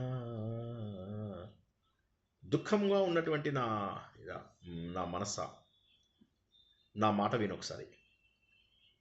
ఎక్కడైతే నీకు మనశ్శాంతి దొరకదో అక్కడి నుంచి దూరంగా వెళ్ళిపో. ఎందుకు అక్కడ మథన పడుతూ వాళ్ళందరి లోపల గుంపులో గోవిందాలు? నేను అందుకే తెలుసా, యాక్చువల్గా ప్రాక్టీస్ గ్రూప్స్ సరే కానీ అసలు జనరల్లీ నేను మల్టిపుల్ గ్రూప్స్ను అసలు ఇష్ట కూడా పడను. ఎందుకంటే అక్కడ కబుర్లు స్టార్ట్ అవుతాయి. ఒకసారి భగవద్గీత సంగీతం మేడం వాళ్ళ క్లాస్ లోపల అట్లాగే స్టార్ట్ చేసాం. స్టార్ట్ చేస్తే ఏమైంది, కొన్నాళ్ళ పాటు చక్కగా జరుగుతూ అందులోపల బోల్డ్ అన్ని కథలు డిస్కషన్స్ స్టార్ట్ అయ్యాయి. వీళ్ళు ఇట్లాంటి వాళ్ళు, వాళ్ళు అట్లాంటి వాళ్ళు, వీళ్ళకి సంస్కృతం రాదు, వాళ్ళకి సంస్కృతం రాదు, వీళ్ళు క్లాస్ బాగా చెప్పరు, వాళ్ళు క్లాస్ బాగా చెప్పరు, ఫలానా ఆయన కొడుకు కూతురు ఎందుకు అమెరికాలో ఉన్నారు, ఆయన దేశభక్తులైతే పిల్లలు అమెరికాలో ఉంటారా, ఇంకోటి చెప్తున్నాడు ఎవడో ఏమనంటే చెప్పడానికే నీతులు, పర్సనల్ విషయాల దాకా వెళ్ళిపోయారు. వెళ్ళిపోతూ అలా ఒక్కొక్కళ్ళ గురించి ఒక్కొక్క రకంగా మాట్లాడుకుంటూ ఆ గ్రూపులంతా కూడా సర్వనాశనం చేసేశారు. మొత్తానికి ఆ గ్రూప్లోంచి ఆఖరికి అందరూ బయటకు వచ్చేలాగా చేశారన్నమాట. మరి ఆవిడ సంగీత గారు లెజెండ్, మరి గ్రూప్ని నాశనం చేశారా లేదా? సో ఇదేమైపోతుందంటే ఇదంతా కూడా దురదృష్టం. ఇట్లా రాగిణి గారు ఉన్నంత కఠినంగా ఉండలేరు సంగీత గారు. రాగిణి గారు ముందే నియమాలు చెప్తారు, ఇది అని చెప్పి చెప్తారు. సరే, ఆవిడ తత్వం కంటే కూడా పారాయణము బాగా చేయిస్తారు. స్వచ్ఛమైనటువంటి సంస్కృతము ఆవిడ సొత్తు. ఆవిడని మనం గౌరవిస్తాం. సంగీత గారిని కానీ రాగిణి గారిని కానీ గౌరవిస్తాం. మిగతా వాళ్ళని గౌరవించే ప్రసక్తే లేదు. వాళ్ళ లోపల ఇనుమంతైనా కూడా వాళ్ళ లోపల ఇది లేదు, ఏమంటారు, అహంకారం తప్ప మరి ఏదీ లేదు. సో అటువంటి వాళ్ళకి మనం ఎలా అందుకోసమే నేనేమంటానంటే గ్రూప్లో ఆలోచించండి. ఈ గ్రూపు మీకు సూటబుల్ అనుకున్నప్పుడే ఉండండి. ఇది ఆత్మబోధ. 1300 టాపిక్స్ చెప్పాం కదా, 1300 ప్రవచనాలు, కనీసం ఒక 100 టాపిక్స్ ఉంటాయి. ఆ 100 టాపిక్స్ ఏమున్నాయో ఒకసారి చూడండి. ఈ 100 టాపిక్స్కి మన మైండ్ సెట్ అవుతుందా కాదా మ్యాచ్ చేసుకొని అప్పుడు బయటకు వచ్చేసేయండి. లేదా కలిసి ఉండండి. కలిసి ప్రయాణం చేద్దామా, విడిపోయి ఆనందంగా అది కూడా డిసైడ్ చేసుకోవచ్చు. సారీ హరిత, ఇది సత్వగుణం కోసం సార్. సత్వగుణము, జ్ఞానము, విచారణ తెలుసుకోవడానికి ఈ గ్రూప్. రాజసికము మాక్సిమం వేరే గ్రూప్స్ అన్ని రాజసికం అంతే. షో పుటప్స్ అంతే. కరెక్ట్. షో పుటప్, విపరీతమైన షో పుటప్. అసలు కలిసి ఉంటే కలదు సుఖం సార్. ఇక్కడే కలిసి ఉందాం సార్. నేను మన దీని గురించి అనడం లేదు. నేనేమంటున్నానంటే ఎవరి మార్గం, ఎవరికి ఏది ఇష్టం ఉంటే వాళ్ళు అందులోకి వెళ్ళాలి. ఇప్పుడు నేను తీసుకెళ్ళి మా అపార్ట్మెంట్ లోపల ఉన్నాడు, వాడికి 10 అపార్ట్మెంట్స్ ఉన్నాయి మా అపార్ట్మెంట్లో, మా కాంప్లెక్స్లో. వాడికి అసలు ఏమీ తెలియవు. ఇక్కడ బిట్ ఎంత ఉంది, అక్కడ బిట్ ఎంత కొన్నావు, ఈ కార్ ఎంత కొన్నావు, ఆ బంగ్లా ఎంత కొన్నావు, ఈడ టైల్స్ ఏమేపించినావు బంగ్లాలో, అలాంటి వాళ్ళు ఉంటారు. అతని దగ్గరికి వెళ్ళి దానికి ఆత్మబోధ చేస్తానంటే అర్థమవుతుందా? చెప్పండి మాధవి గారు. అలాంటి వాడికి ఆత్మబోధ చేస్తే అర్థమవుతుందా? అవ్వదు. అలాంటి వాడికి ఏం చేయాలి? లైన్లో ధనబోధ చేస్తే వాళ్ళకి అర్థం. అది కూడా కాదు, వానికి దేవుడు అంటే నమ్మకం కలగాలంటే వాడిని లైన్లో నిలబెడతాం. నిలబెట్టి కొబ్బరికాయ కొట్టంటే కొబ్బరికాయ కొడతాడు, బొట్టు పెట్టుకో అంటే బొట్టు పెడతాడు, పువ్వు వేయి అంటే పువ్వు వేయి. దీనికి ఏం ఆలోచన అవసరం ఉంది? శ్రీదేవి గారు మీ వాయిస్ కట్ అవుతుందండి, మళ్ళీ ట్రై చేయండి. శ్రీదేవి గారు, సార్ ఇందులోకి రావాలంటే కూడా యోగం కావాలి అంటున్నా. అందరు రాలేరు సార్, లేరు పాటించలేరు. అది కూడా యోగం. అది సో ఇప్పుడు నేనేమంటానంటే వారి స్థాయిని బట్టి వాళ్ళు రావాలి. అంటే వారికి ఆ స్థాయి లేదు. ఇప్పుడు ఆయనకి నేను కూర్చొని రండి సార్ మీకు నేను ఆత్మబోధ చేస్తానంటే ఆయనకి ఏమర్థమవుతుంది? ఆయన లైన్లో నిలబెట్టి ఇక్కడ కొబ్బరికాయ కొట్టు, ఇక్కడ హారతి ఇవ్వు అంటే చేస్తాడు. దాంట్లో తెలివి ఉపయోగించాల్సిన అవసరమే లేదు. నేను చెప్పాను మా ఫ్రెండ్ది ఎగ్జాంపుల్, అది మళ్ళీ ఒక్కసారి, ఇది ఇవాళ డిస్కషన్ వేస్ట్ కాదు, ఇవాళ డిస్కషనే మోస్ట్ ఇంపార్టెంట్. మా ఫ్రెండ్కి నేను చెప్పే కదా, కెమిస్ట్రీ ఎగ్జామ్ ఫెయిల్ అవుతూ ఉంటే నేను అన్నాను, రావయ్యా నేను చెప్తాను, నువ్వు విను, నువ్వు 35 మార్కులు తెప్పించే బాధ్యత నాది. అతను ఇంటర్మీడియట్లో ఆగిపోయాడు అంతే. 2 లక్షల మంత్రాలు చేస్తా అన్నాడు. అదే అతనికి ఇంతలోకి మా అమ్మ చెప్తుండగా విన్నాడు ఏదో కార్యసిద్ధి మంత్రం అని, అది చదువుతా అంటాడు. ఇప్పిస్తావా అమ్మతోటి? ఎందుకు అంటే లేదా చదువుతానన్నాడు. అంటే అది లక్షల్లో ఉంది, నువ్వు చేయలేవు, వారం రోజులు రాత్రి పగలు చేస్తానన్నాడు. నేను రాత్రి పగలు సగం రాత్రి పగలు చదివినా నీకు 35 మార్కులు వస్తాయన్నాను కదా, 70 మార్కులు వస్తాయి, 100 మార్కులు వస్తాయి. నీకు ఎందుకు కెమిస్ట్రీలో 100కి 100 వస్తాయి, 60 మార్కులకు 60 మార్కులు వస్తాయి. నువ్వు చెయ్యి అంటే ఒప్పుకోవడంలా. వీళ్ళందరూ తెలివి తక్కువ వాళ్ళందరూ కూర్చొని అడ్డగోలు పారాయణాలు చేస్తూ అమ్మవారు కనిపించింది అంటే, నీకు తెలుసా ఆవిడకి గొంతు బాగు, ఈవిడకి తెలుసా క్యాన్సర్ తగ్గిందిట. ఎలా తగ్గుతాయండి? మూర్ఖులు. ఇప్పుడు క్రిస్టియన్స్ వాళ్ళు చేస్తారు, ఇట్లా వస్తాడు వాడు, అందరూ ఆడవాళ్ళు ఇలా ఉంటారు. రాగానే దా నీకేమైంది అంటే తలకాయ నొప్పి ఉంది, ఇప్పుడు ఇలా తిప్పి ఓం పుస్ అంటాడు వాడు. అనగానే ఇప్పుడు ఏమైందంటే తలనొప్పి తగ్గిపోయింది అనగా. ఇప్పుడు దీనికి దానికి ఏం తేడా చూశారు మీరు? నాకు ఒకసారి చెప్పండి. ఆ క్రిస్టియన్స్ చేయిస్తున్న దానికి, ఈ నారాయణీయం పిచ్చి గ్రూప్స్ చేయిస్తున్న దానికి ఏం చూశారు మీరు తేడా? తిరుప్పావై చెప్తారు, తిరుప్పావైది అర్థం చెప్పకుండా చెప్తారు. తిరుప్పావైది మనము ఉపనిషత్తులతో కంపేర్ చేసి చెప్పాము. ద్రవిడ ప్రబంధాలకు ఉపనిషత్తులతో ఉన్న సంబంధం ఏంటి చెప్పుకున్నాం. ఒకసారి తిరుప్పావై వినండి మీరు లైఫ్లో. చాలా బాగుంటుంది. నేను సునంద గారు ఏదన్నా అనండి. మీరు చెప్పారు కదా సార్, ఎంత బాగుందో సార్ అంటున్నాను. ఇప్పుడు వీళ్ళకి అది ఉండదు. వెళ్ళారు అందరూ కలిసి, పిల్లలందరూ కలిసి అందరినీ నిద్రలేపుతూ శ్రీకృష్ణుడు ఐక్యమైపోయారు. ఇది డైరెక్ట్ మీనింగ్ చెప్తారు. అదే నీకు కావాల్సింది. భగవంతుడిలో ఎలా ఐక్యమయ్యారు, దానికి ఉపనిషత్తుల్లో ఏంటి మనకు రూట్స్ అనేది తెలుసుకుంటూ మణిద్వీపం అంటే ఏంటంటే ఒక్కొక్క ప్రాకారం దాటాలి. ఈ ప్రాకారంలో అక్కడ ఆయన కూర్చుని ఉంటాడు, ఆయనకు బోల్డంతమంది భార్యలు ఉంటారు. ఆ భార్యలు తర్వాత డబ్బు నగలు ఉంటాయి. ఇదా మణిద్వీపం అంటే? మణిద్వీపం అంటే డబ్బు నగలు భార్యల. ఎంత దుర్మార్గంగా మాట్లాడతారండి. మణిద్వీపం అంటే నీ హృదయము, నీ హృదయంని ఇక్కడి నుంచి ఇక్కడ దాకా చేరుకోవాలి. అందులోపల అష్టాంగ నియమాల ద్వారా 8 ప్రాకారాలు, మిగిలినటువంటి 9-10 ప్రాకారాలు ఏవైతే ఉన్నాయో అవి నవరత్నాలు. ఒక్కొక్క చోట ఒక్కొక్క గ్రహం యొక్క ప్రభావాన్ని నీపైన తొలగించుకుంటూ, ప్రకృతి యొక్క సంబంధాన్ని నీతో తొలగించుకున్నావంటే నీవు మైనస్ ప్రకృతి = భగవంతుడు. ప్రకృతిని నీలోంచి తొలగించుకుంటే నువ్వే భక్తుడివి. ప్రకృతి శక్తులను నా ద్వారా దాటుతారు అర్జున. నేను లింక్ కూడా చేసి చెప్తున్నాను మీకు. భాగవతంలో ఏం చెప్పారో చెప్తున్నాను, భగవద్గీతలో ఏం చెప్పారో చెప్తున్నాను, అన్ని చోట్ల ఎక్కడెక్కడ ఏ లింకులు ఉన్నాయో చెప్తున్నాను. ఇంకా మీరు భగవంతుని గుర్తించకపోతే ఏం చేయాలి?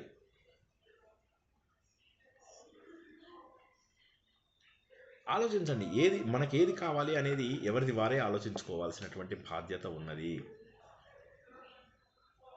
ఎందుకంటే ఇక్కడ మన గ్రూప్లో నేర్చుకుంటున్నటువంటివి అత్యంత ఉన్నతమైనటువంటి విషయాలు. దీనికి కాస్త ఆలోచన, ఎడ్యుకేషన్ ఉన్న వాళ్ళకు అర్థమవుతుంది. ఎడ్యుకేషన్ లేకపోయినా సరే ఆలోచన ఉంటే చాలు. కానీ ఆలోచన అవసరం లేదు, ఎడ్యుకేషన్ అవసరం లేదు. ఒకసారి ఒక చోటికి పారాయణంకి వెళ్తే ఆవిడ చదువుకున్న ఆవిడ ఏమంటుంది, నేను 2 నెలల్లోనే ఇన్ని రోజుల్లోనే నేర్చుకున్నాను, అందులోనే వాలంటీర్గా కూడా నన్ను తీసుకున్నారని ఆవిడ గొప్పగా ఫీల్ అవుతుంది. నేను నీ ఎడ్యుకేషన్ ఏం చేసావు? ఎడ్యుకేషన్ నాశనం అయిపోయింది కదా మొత్తం. ఇప్పుడు హరిత గారు పెద్ద ఉద్యోగాలు చేశారు, ఆవిడ ఎంటెక్ చేశారు, ఎంసీఏ చేశారు. ఆవిడ కొంత చదువు ఉండి కొంత బయట ప్రపంచం యొక్క ఈ అవగాహన ఉన్న వాళ్ళ సంగతి వేరు. ఇప్పుడు వీళ్ళ సంగతి ఏంది? చదువుకున్న వాళ్ళు కూడా పిచ్చిదారులే పడుతున్నారు, చదువుకున్న వాళ్ళు కూడా పారాయణదారులు పడుతున్నారు. నేను చదువుతానని చెప్పి దబదబ చదివేస్తారు. అప్పుడు రుచిరా అంటే రాముడు ఎక్కడ రుచిగా ఉంటాడు? ఎప్పుడెప్పుడు టైం అయిపోతుందా అని. నేను చేసేవాడిని కొత్త లోపల ఈ పారాయణము తులసిమాల చేతిలో పట్టుకుని చేసేవాడిని. చేస్తే నా ధ్యాస అంతా కూడా ఏంటంటే ఎప్పుడు ఆ పెద్ద పూస ఎప్పుడు వస్తుంది అనేది నాకు లెక్కుండేది, కానీ నాకు భగవంతుడి మీద కుదిరేది కాదు ధ్యాస. చివరికి నేను ఎప్పుడైతే ఈ సరైనటువంటి ఋషికేశ్లో సరైన మార్గంలోకి వచ్చానో నాకు అప్పుడు సమయంతో సంబంధం లేకపోయింది, స్థలంతో సంబంధం లేకపోయింది, దేశకాల పరిస్థితులకు అతీతమైనటువంటి బంధం ఏర్పడింది. అప్పుడు నాకు అర్థమైంది, నేను గాఢ నిద్రలో ఏ బంధాన్ని అయితే, ఏ ఆనందాన్ని అయితే పొందుతున్నానో అదే ఆనందాన్ని ఒక యోగిగా పొందగలుగుతున్నాను. నాకు సమయం తెలియడం లేదు. 8 గంటల పాటు ధ్యానం చేస్తే 5 నిమిషాల ధ్యానంలాగా ఎందుకు అనిపిస్తోంది అంటే అది ఆనందము, అదే సచ్చిదానందము. మరి ప్రాక్టీస్ చేయని వాళ్ళ సంగతి ఏంటి? ఏం పర్వాలే, ప్రతి గంటలో కొన్ని క్షణాలు, 4-5 క్షణాల పాటు ఆత్మానుభూతి జరిగి తీరుతుంది. అది కావాలా నీకు? ఇప్పుడు భగవంతుడు అక్కడ పెద్ద జలాశయాన్ని ఇచ్చాను, అర్జున నువ్వు ఒక చిన్న వాటర్ బాటిల్ కోసం కక్కుర్తి పడకయ్యా అని చెప్తున్నాడు. ఒక చిన్న వాటర్ బాటిల్ కోసం కక్కుర్తి పడుతూ మనము భగవంతుడిని దూరం చేసుకుంటామా? ఇప్పటికైనా ఈ పిచ్చి పారాయణలు, పిచ్చి గ్రూపులు ఇవి మానేయండి. లేదు మీరు మానేయలేకపోతే అందులోనే ఉండండి. ఏమైంది? నాకేమీ కోపం వస్తుందని, మీరు ఒకళ్ళని జాయిన్ చేసినా నాకు ఇష్టం లేదు, గ్రూప్లోంచి వెళ్ళిపోయినా బాధ లేదు. ఎందుకంటే నేనేమన్నాను, నా నిజమైన స్టూడెంట్స్ ఎవరు అంటే, నేను మీకు రోడ్డు మీద కనిపిస్తే నన్ను చూసి చూడనట్టుగా వెళ్ళిపోయే వాళ్ళు మాత్రమే నా నిజమైన స్టూడెంట్స్. నన్ను నమ్మండి, ఐ స్వియర్.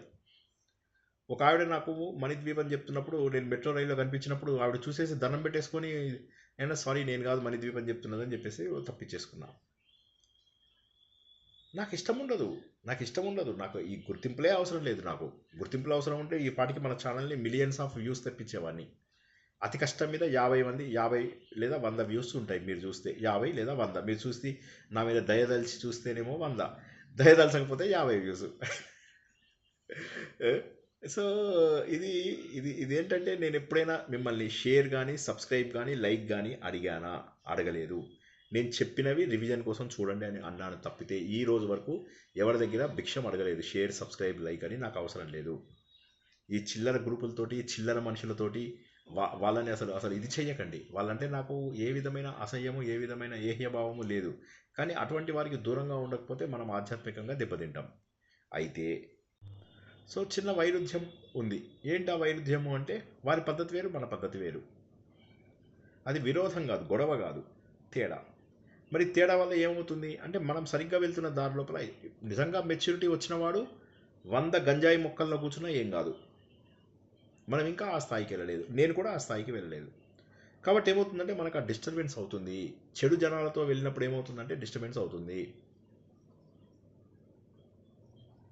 ఇప్పుడు నేను చెప్పాను మీకు, ఎప్పుడు ఎగ్జాంపుల్స్ చెప్తూ ఉంటాను. ఇప్పుడు ఒకళ్ళు భోజనానికి వెళ్తే వాడు భోజనం గురించే మాట్లాడుతున్నారు. నేను ఇది ఏ దోశ చేయించుకోవాలి, ఏ వడ చేయించుకోవాలి, ఇళ్లల్లో తిననట్టుగా అసహ్యంగా బయట ప్లేస్లో ముందు వెళ్ళాలి, ఇంకో టెంపుల్ చూడాలి, ఇంకో ప్రాంతం చూడాలి, ఇంకో ఏమీ లేదు వాళ్ళకి.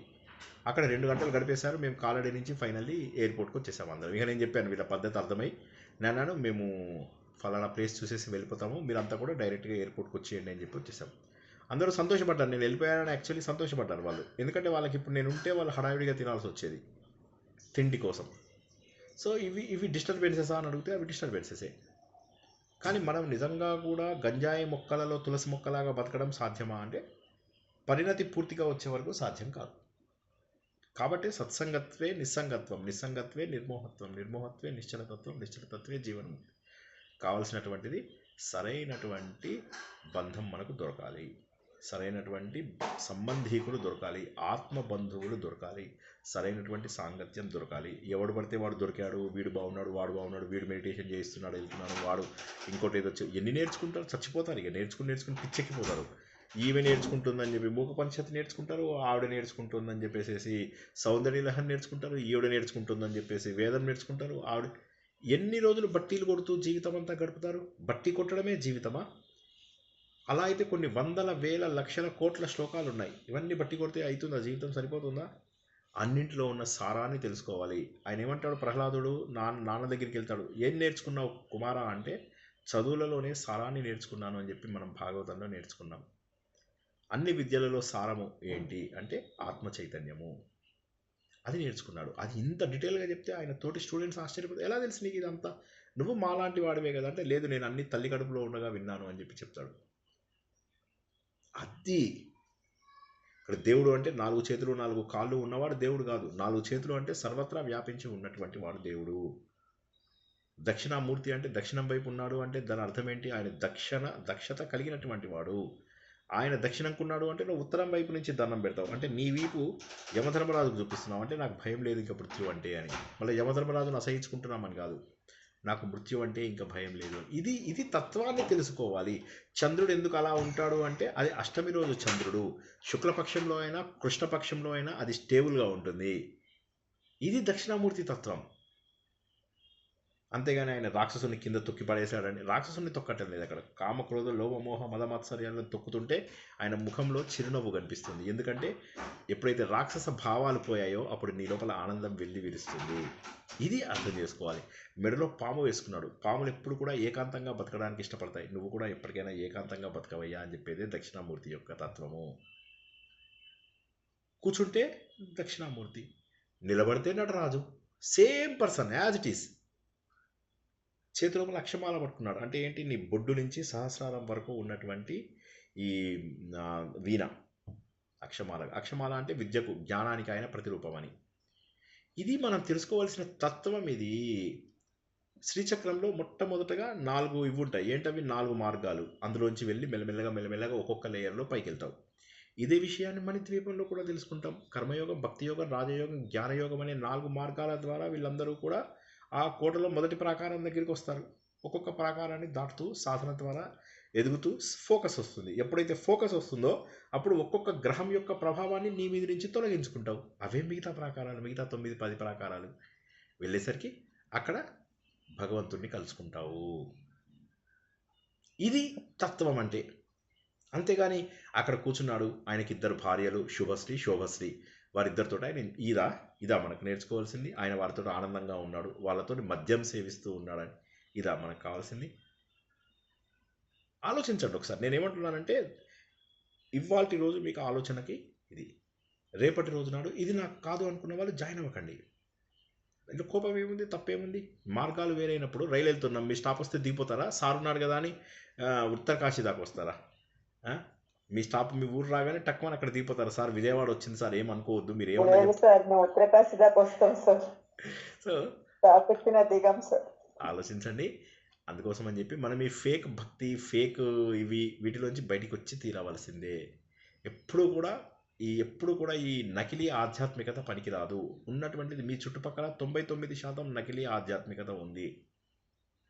అది గుర్తించండి. పెద్ద పెద్ద ప్రవచనకర్తలు కూడా ఇలా చెప్పుకుంటూ చెప్తారు, నువ్వు అక్కడికి వెళ్తే పెళ్ళి అవ్వడం ఖాయం అని.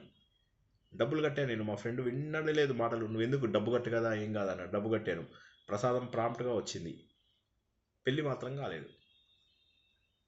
సో ఈ జ్ఞానము లేనటువంటి గర్వము, ఇందాక చెప్పాం మనం అరుణ ప్రశ్న గురించి మాట్లాడుకుంటూ, గర్వము, అహంకారము, కానీ జ్ఞానం లేదు.